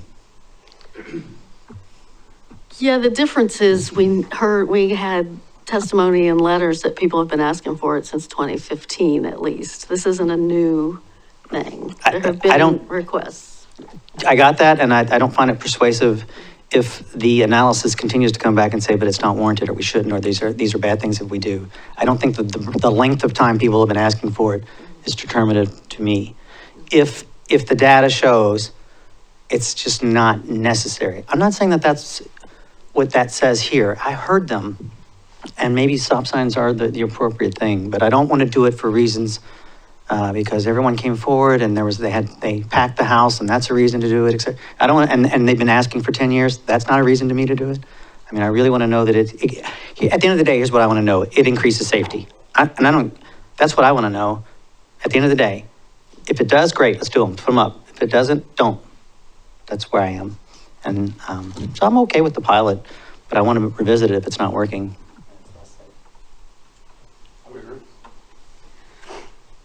Go ahead. Counselor Stavanger. I'm worried about putting up signs and then taking them down. I think it becomes confusing. I think it sends, I mean, I don't know I don't want to try and imagine the message that it would send in that, but I think it sends mixed messages. I wonder about putting up some other type of sign, even if it's a big green sign that says you are now entering a greenway, caution. Something along, like something that's not tied to or dictated by transportation guidelines and technical documents, but still creates that that moment that that breaks drivers out of their, like, the rut that you can get into sometimes when you're always driving the same route and you're like, oh, that was a stop sign. That hypothetically, I don't know if it's toppers. I don't know if it's something more intense than that, but I worry about putting stop signs up and then taking them down. And then also, how do we determine when we're taking them down and who decides? I mean, what if that's something that some of the community really like, and then some of the community would like to see an investment in making an actual greenway look like a greenway? I guess, I mean, yes, it meets the initial avoid the iceberg kind of, yeah, I get that. But I think it also doesn't mean that we're free of this conversation. We'd have to have a lot of specifics around that pilot. Can I say one thing to that? Counselor Body? Okay, I just want to say, they want it to feel and look like a greenway. If we just put stop signs all up, it's also not going to look and feel like a greenway. So we still have another aspect to this that we need to do. And I haven't, as far as if we install stop signs, they're not coming back down. It's very rare that someone put up a stop sign and then removed it. So this is for life. If we put up a stop sign, it's for life. There's not a pilot study that you can do. We're going in that direction. Well, and the one time that we've done traffic analysis, we've done traffic pilots. We did it during COVID. We actually did it down in Island Station. But we very specifically didn't put up permanent signs, because if you put up permanent signs, they are permanent.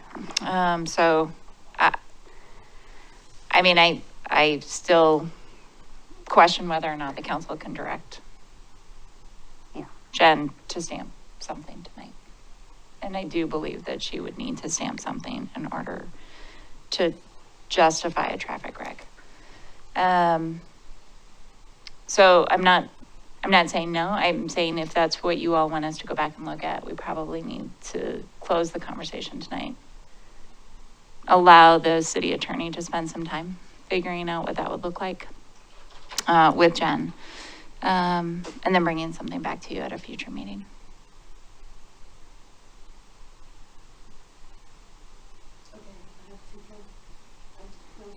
They're geese up, so Counselor Koster-Body?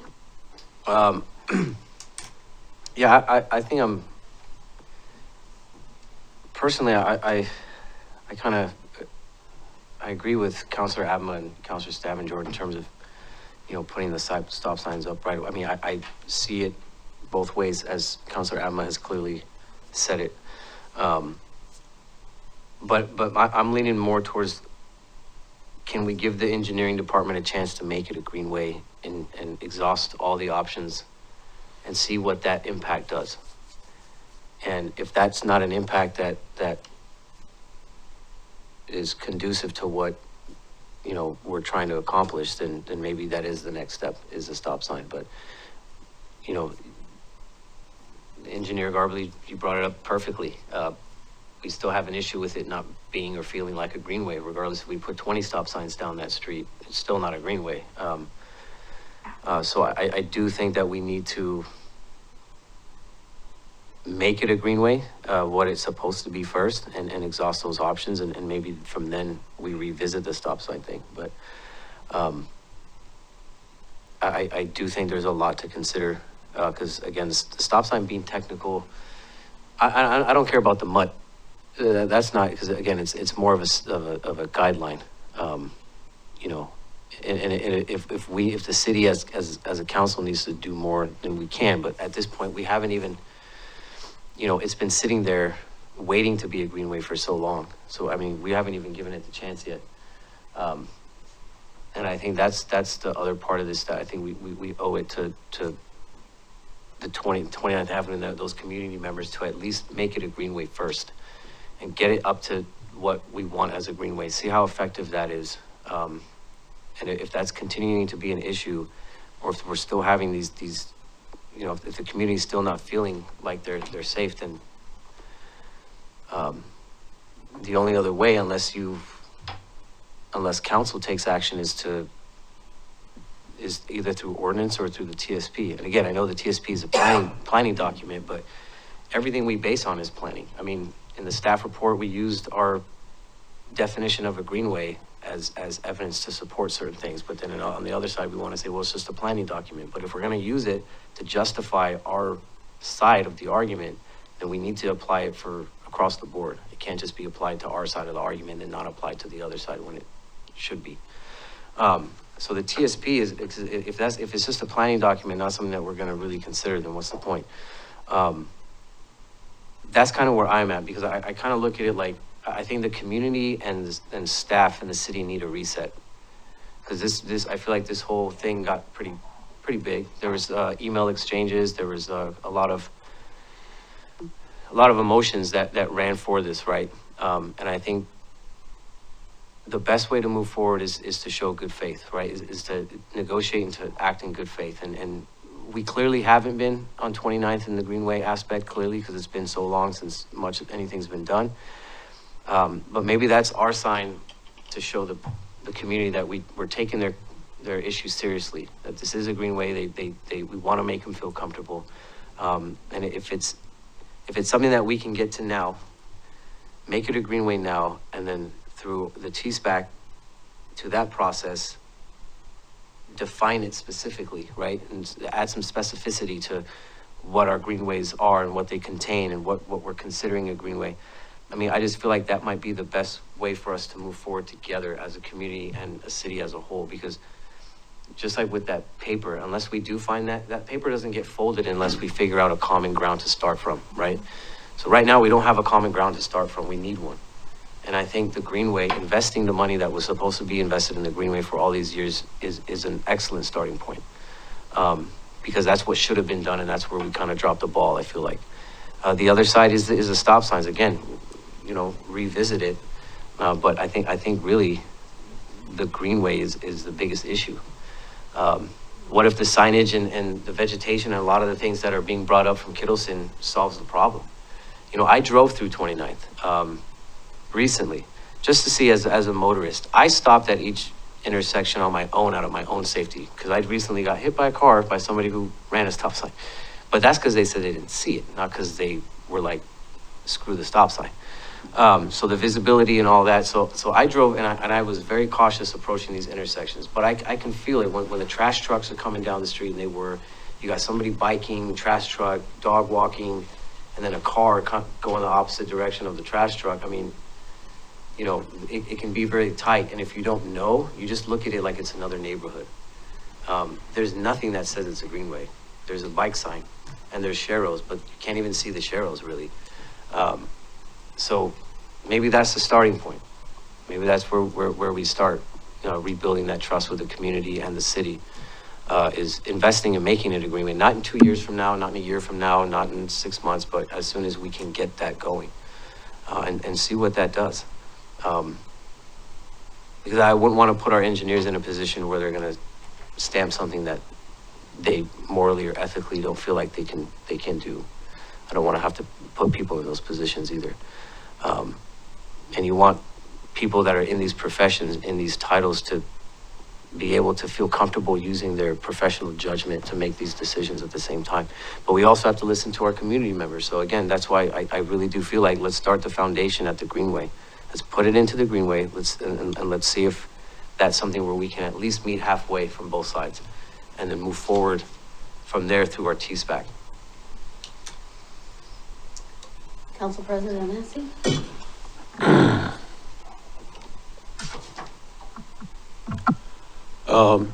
I've heard some good, valid concerns about putting up stop signs. Okay, I acknowledge all those. In my original statement, I always said we had to do more in this holistic bent. I never said, let's put up some stop signs and walk away. But I will tell you, I'm still concerned about all of these big solutions taking a long time, and I'm still looking for something that we can do in the short term. So, I'm thinking we just put up a Greenway sign on 29th and at the intersections, at the cross streets. Is there anything that prevents us from doing that on a professional basis? I'm actually with you on that. That'd be one of my Okay. first things is we can put a sign that says, hey, this is a Greenway approaching. So we have I don't have any problem with that. It's not a regulatory sign, it's signage, right? Signage that's saying you're entering in this. I think markings are a big thing. We might be able to do something more than just the shadows. One, it would make it feel like the bikes or even the pedestrians have a space to walk. It'll also make the roadway feel more narrow if I put in different types of markings. So I need a little bit of time to look at that and bring a plan to you. But the nice part about the plan I'm gonna bring to you is gonna be affordable, and it's gonna be something we can do quickly. And we can be here in a few weeks. I think that this is also a question to you all. It still costs money. I mean, I appreciate that we'll do it affordably. We'll try and minimize what the impact will be on spot, but we'll be honest with you about how much it would be out of those funds. Deal? Okay. Yeah. So are we decoupling this discussion from the spot discussion, or are we trying to bring them? We can bring them back together. I think we'll figure that out tomorrow, but I think that's fair. I would just ask that you not bring it to the second meeting in April. Okay. To bring it to the first meeting in April, the whole. We're not gonna, engineering won't be available the first meeting. We have a conference, so. So it'll be in May. Is that fair? Yeah, May will work, but we are at a conference, so we won't be able to be here. Well, and just as a reminder, we're going into budget. So those meetings are going to be pretty intense. We also have fee schedule stuff coming up. So there'll be a lot of good conversations in the coming weeks, but this is important and we can bring it forward.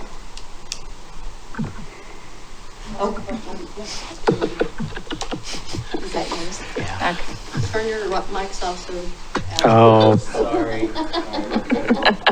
My goose.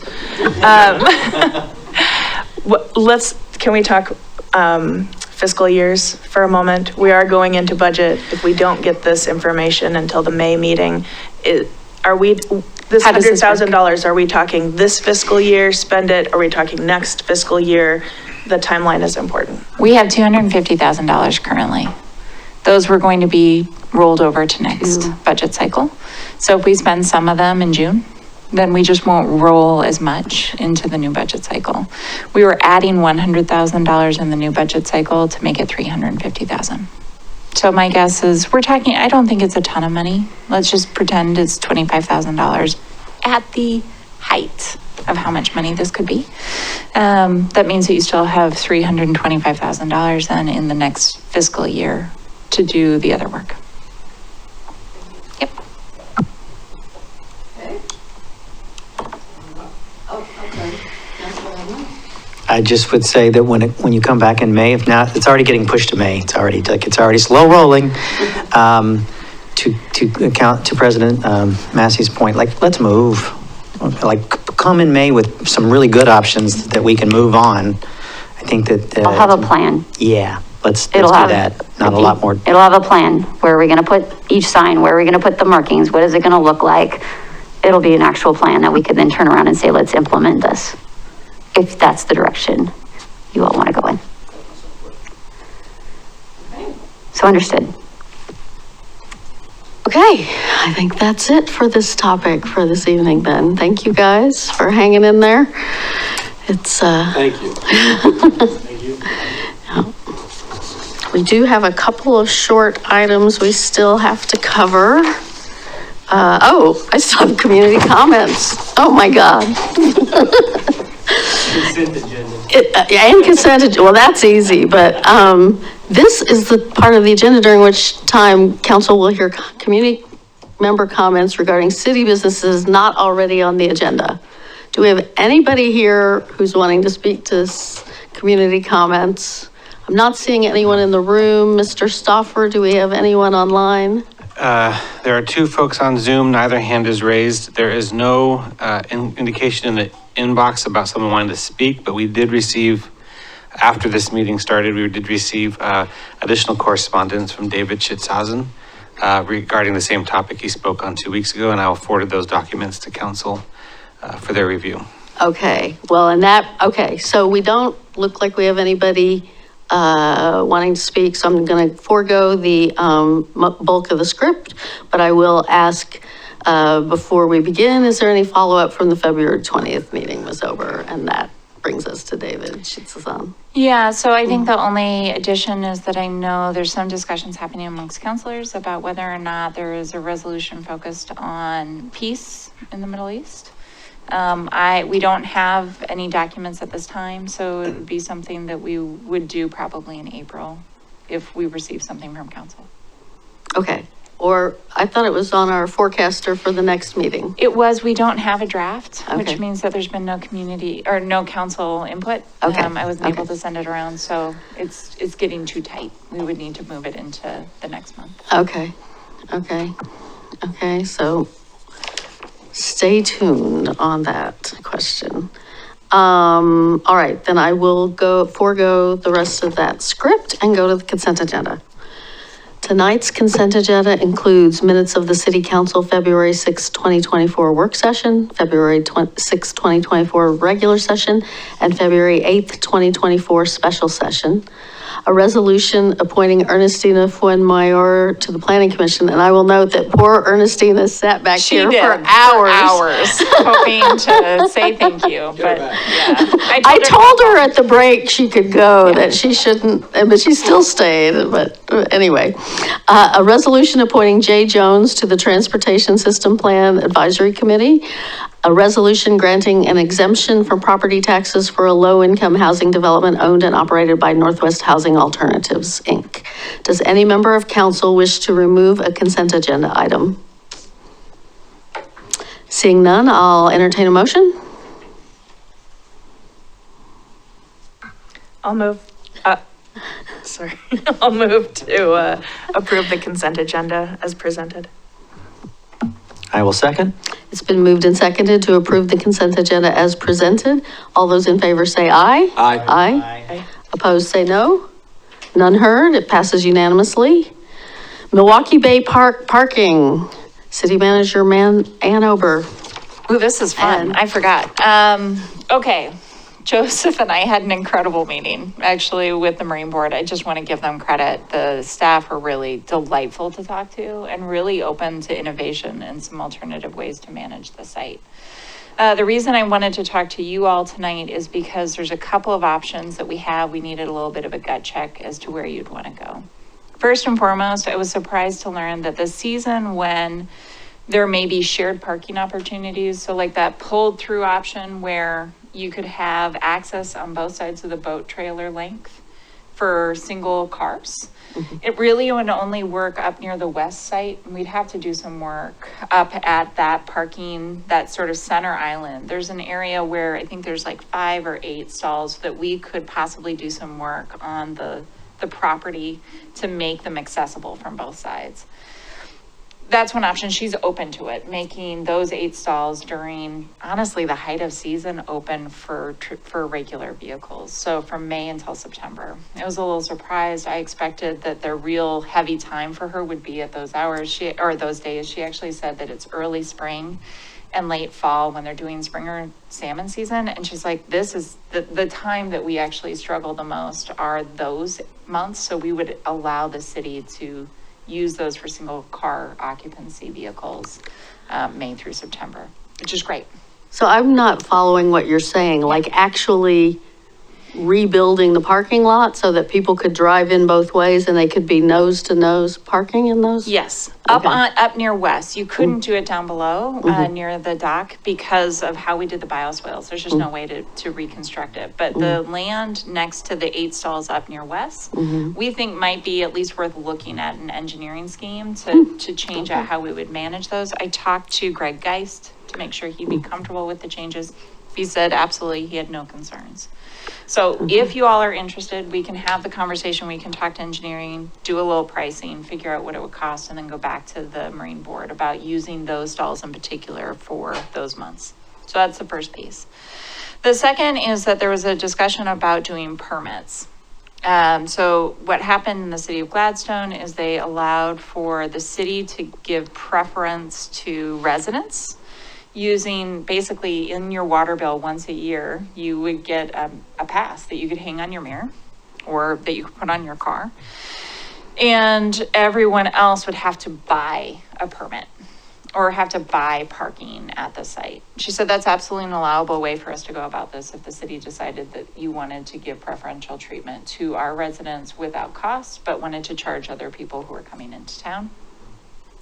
She said the only place where she really can't go is it can't be based on use. So we couldn't say we were going to charge motorboats differently than kayaks. It would have to be the same rate no matter the use. So all vehicles? All vehicles. Whether they have a trailer or not? Correct. Yes. Okay. And the reason for that is who paid for the parking lot originally. She's like, it needs to be fair to those who made the original contributions. The final thing that I just wanted to make you aware of is when we received those funds originally, well, there's 2 things. When we received the funds originally, they were very clear that the parking stalls were not going to be enough. And when we brought this up to her, she was somewhat frustrated that we were bringing this problem back to her because she was working there whenever we did this forever many years ago. She's like, I told you. She was really lovely and she came back and into it fully engaged. She wasn't asking for us to add parking. She just said, yeah, you have a problem. I've been sending people back to you for years because they call me and I warned you. So, the other piece that I wanted to just talk about briefly is when we took the funds originally, they were all paid by motorboats. So they were all motors that paid the fees. Today, kayaks actually do pay. So anything over 10 feet pays a fee. So they actually have to provide service to both sides. Whereas when we constructed this, they really only had to provide service to one side. So that's part of why she's so open to it. And as Kellogg or other spaces open up and there's interest from the city to find maybe other access points for kayaks, she said that the best thing they have found is when they have a specific area for kayaks and a specific area for motorboats, and they never shall meet. She's like, separating them really is the best solution. So if the city ever does want to have a discussion about an additional dock or an additional access point or an additional space entirely in the city. So like if Kellogg had enough depth to allow for kayaks to enter there and we wanted to create a parking lot or something there, she's like, we'd be 100% in. So I thought they really were super creative, really engaged. I thought it was healthy and lovely and great. And Joseph thought I was funny in the meeting. Are there any red flags in what we've said, or do you want us to proceed to see if any of those options would actually work and what the price would look like? I only have one question, and I think that, first of all, I'm all in. And so my only question at this point is over the parking fee. And so one side of me says, just make it simple and charge everybody a parking fee. But at the same time, I go, well, I don't know what people would do if they got a mirror hanger in their bill. First of all, I don't get a bill. I don't know. Well, I guess you could, send them out separately or whatever. But I don't know, would that generate a big demand on the parking? I don't know. When things are free, people want it. Maybe we'll increase kayak sales that spring. I don't know. Well, I mean, it's free now. It's free now. You also could do this based on, like, we could do a pilot article that just said if you're a resident, you come in with your utility bill and you match it to your ID, that you can get a permit by stopping by, right? Just going up to It takes an extra step. It requires people to really think about it. So it doesn't have to be us making, you also run the risk of sharing it with people who are not Milwaukeeans. Like, there's a bunch of reasons why you may want to contain that a little bit. But the other piece of this is we've long talked about that park being a regional park. And so exactly who gets it and who pays for it and how do we justify that? And those are the same conversations we've been having with the county for a long time. Yeah, I that is where my head went, is I don't think we should either charge everyone or no one until we figure out what we're doing vis-a-vis staying in the Parks District. Yeah, but I'm great with going after the revamping the stalls. Yeah. And I'm not averse to charging everyone, having those having parking kitty or whatever it is, I mean, that is what they do at Willamette Park, and many other boat ramps in the area don't do what Gladstone has done. They just charge everybody. Yeah, and the Marine Board just asked that we look at what the rates are that are being charged up and down the river, and we do something similar. They said, we're not here to tell you how much, just look at what's comparable and charge that. And would that be seasonal or would that be anytime? Anytime. They were pretty open to however we went. She said there's real cost, and they recognize that if there wasn't a partnership with cities, they would probably not have any properties along the river to allow for this kind of access. So she knows this is a dance between what we do and what they do and the needs of boaters and the needs of the city. As long as we're comparable and fair, I think she's really pretty open to it. And it sounded like they've never had a problem as long as it's comparable and fair.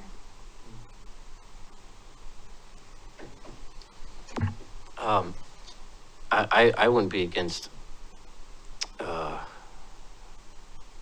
letting Milwaukie residents use it free, have them with a permit, provide them with a permit and charge outside of us. I'm not opposed to that. Just because it's just one less thing that Milwaukie residents will have to pay for.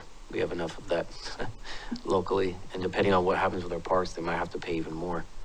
So the least we can do is provide them with free parking at Milwaukie Bay Park. And then everybody that's not a resident and charge. I'm not too concerned about people swapping out and sharing. I mean, selling them? Oh, I bet there'd be a market. I bet people would sell them. People who have family members who are boaters, who themselves aren't boaters. I think there'd be a market. But would they want to do it from Milwaukie Bay Park? If they're going to do it, wouldn't they do it for something else? A different permit or a different, why would they do it for Milwaukie Bay Park?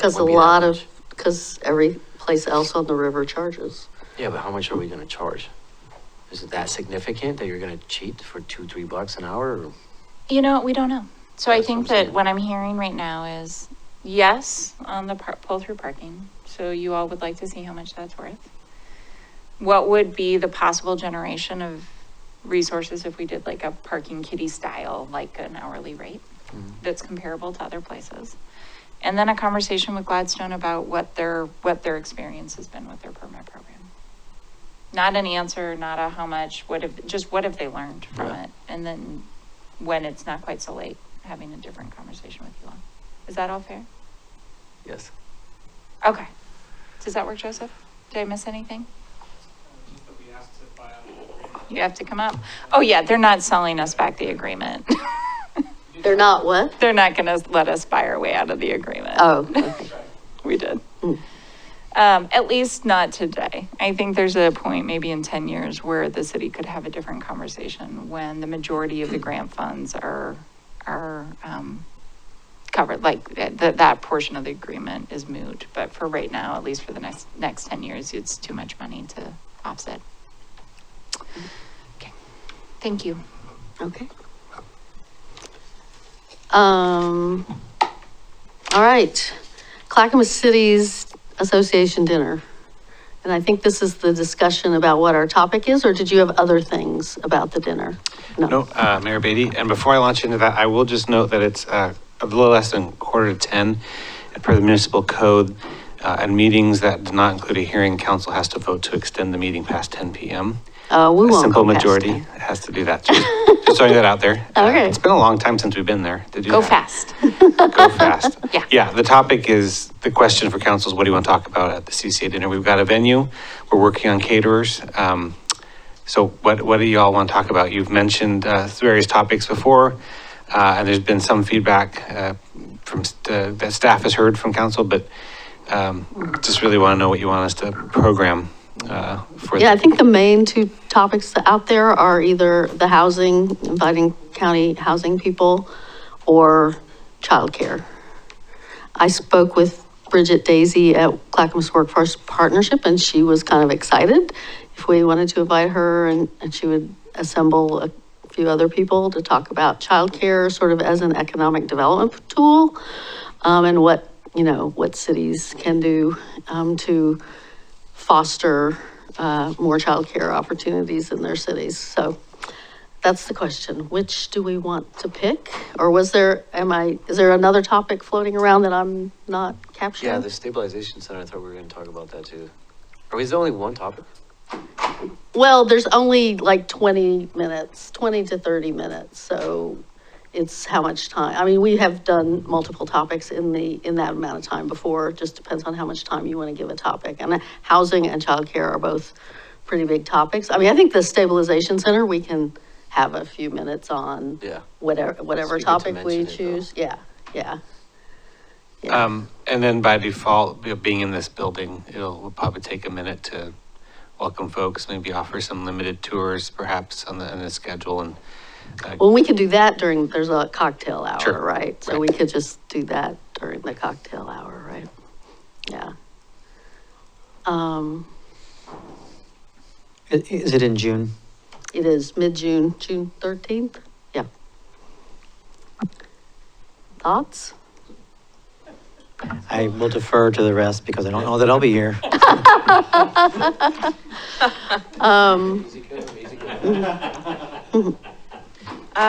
At the city's dinner in Estacada, I had some conversations with a few cities that were at our table.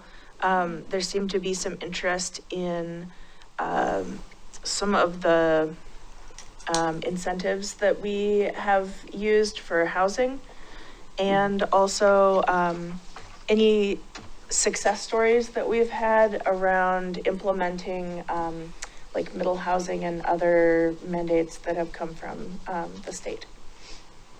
So We can talk about our projects, the middle housing projects, the clusters that are going in. Well, yeah, I mean, how many will be definite by then?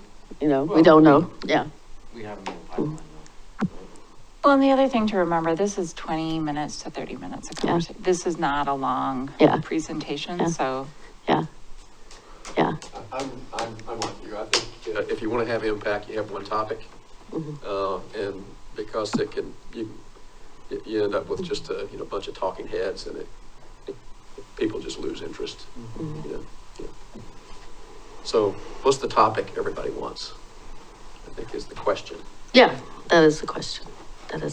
And I guess that was a vote for housing. I will say that the mayors get housing through our conversation with the county chair. We hear from county housing fairly regularly. So the childcare feels to me like a less covered topic.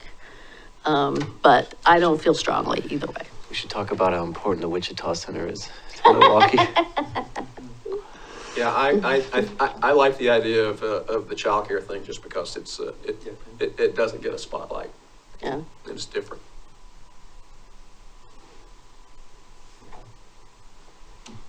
Okay, so we're at childcare? No? Oh, I'm fine either way. I just want to mention that I'm not going to call out the 3 cities that I talked to at that dinner, but I did float the idea of childcare, and they were, they would decide not to attend. Really? Mhm. Wow. Wow. They weren't interested, well, I mean, they don't hate childcare, it's just like. No, but I they- think They have, cities that are focused more on like traditional municipal topics, and it's not as relevant to them. And I think in our city, you know, which might be something that we talk about, is that we have more intersectionality in terms of the needs of our residents and the amenities. So I just want to flag that in case we hear from cities, you know, one way or another. It's interesting because one of the examples they gave me of a city that's doing something interesting with childcare was Sandy. And that came as a really big surprise to me because I didn't think of Sandy as being, you know. And you're saying it's better not to do 2 just so you can focus on. Oh, yeah. No, I think we need to pick one. one. I agree with that. So that it's housing or childcare. Well, I think that Well, the housing bill just passed. I'm glad Rebecca brought that up because we want people to come. Yeah. Yeah. Well, with the housing bill that just passed too, maybe housing is a good topic. But what new could we add to that discussion? I'm just trying to figure out the angle. Well, right. Is it the angle what we've done, or is the angle what the county can help people do? Is it some amalgam of both? I think so, a little bit Yeah. of both. So who pulls that together? I mean, as far as what we've done, we would just need to get what's middle housing wise. We want to focus on new stuff, right? So middle housing that's currently in the pipeline, right? I mean, whether it's going to be completed or not, we still want to focus on it. Yeah, if we're just talking about city housing stuff, then Laura and I, Laura, Joseph and I all spoke. Laura would do the what's in the pipeline, what have we constructed. Joseph's prepared to talk about sure. The CET? No, well, CET, but affordable housing tax credit that we're about to do. There was some discussion about the vertical housing tax credit. We can talk about that generally. The staff doesn't recommend actually using a vertical housing tax credit any longer, just because. No, for a variety of reasons. We did it originally because we needed that initial pop, right? Like we didn't have anything on Main Street, and Axle Tree was a really big deal. We didn't have anything like it and hadn't since the 80s. So for what it was the right time. But at this point, you all have enough development, and you have enough projects in the pipeline. It's just not. But see, to me, that's a lessons learned that. Totally. Because And we they can may talk be about that. further back in their, in their evolution. And so that might be useful information for you. 100%. Yeah. It's more what we wouldn't use now. But but so Joseph's prepared to speak to that. We think we can fill 20 minutes if that's what y'all want to do. Okay, well, it sounds like we're housing, and I guess we're leaving for another day, whether we're inviting Adam Brown or any of those guys. Yeah, I think that there are 2 different questions, right? There's, so I found out that I think it's the city of Canby asked for 50% of the houseless SHS money, the city's money that was requested. I mean, like every city is asking for a lot of those funds. I think they're all going to have their own experience and story, and we won't know enough yet about how they're used and what was successful. And there won't be another round coming at that point. So I think maybe the year after would be really a great topic. But for right now, I think everybody's going to be just sort of floating, trying to figure out how to spend the money accurately. Okay. Okay. Well, that sounds like a plan, I guess. All right. Housing, and staff will present, we'll work the details out. The next item, Mayor Beatty, is legislative update, and I did have slides, but given that there's 5 minutes, sine die is by Friday. And there are a number of bills that we've been watching. A lot of them are in 3rd and 2nd readings. So it sounds like a number of things are moving forward. That's the nut of what I've got, so. Yeah, I don't think we're going to have any surprises this week. Everybody seems to think the same things are happening. I mean, everything's moving, the Measure 110, the housing the recreational immunity. No. Okay. We have council reports on next week's agenda. Next week's agenda is really short. I've been sitting here thinking, who do we need to fit in next week? But anyway, so I think we'll forego council reports. Oh, did you have a council report? It was a thought that you had mentioned earlier about the second meeting in April, and you said, don't put it on that. You and I think, are both gone at that same second meeting. So Okay. it'll be just 3 if you're still holding it. So I would also ask that it's nothing major, big, huge, wonderful, controversial that is on the meeting that we're not here. Load it up. Okay. We're gonna change the goals.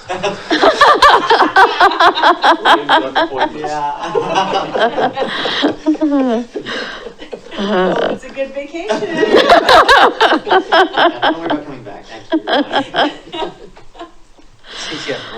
Okay, so we have like 2 minutes before Scott says we turn into a pumpkin. So any last things anybody needs to get off their chests? No?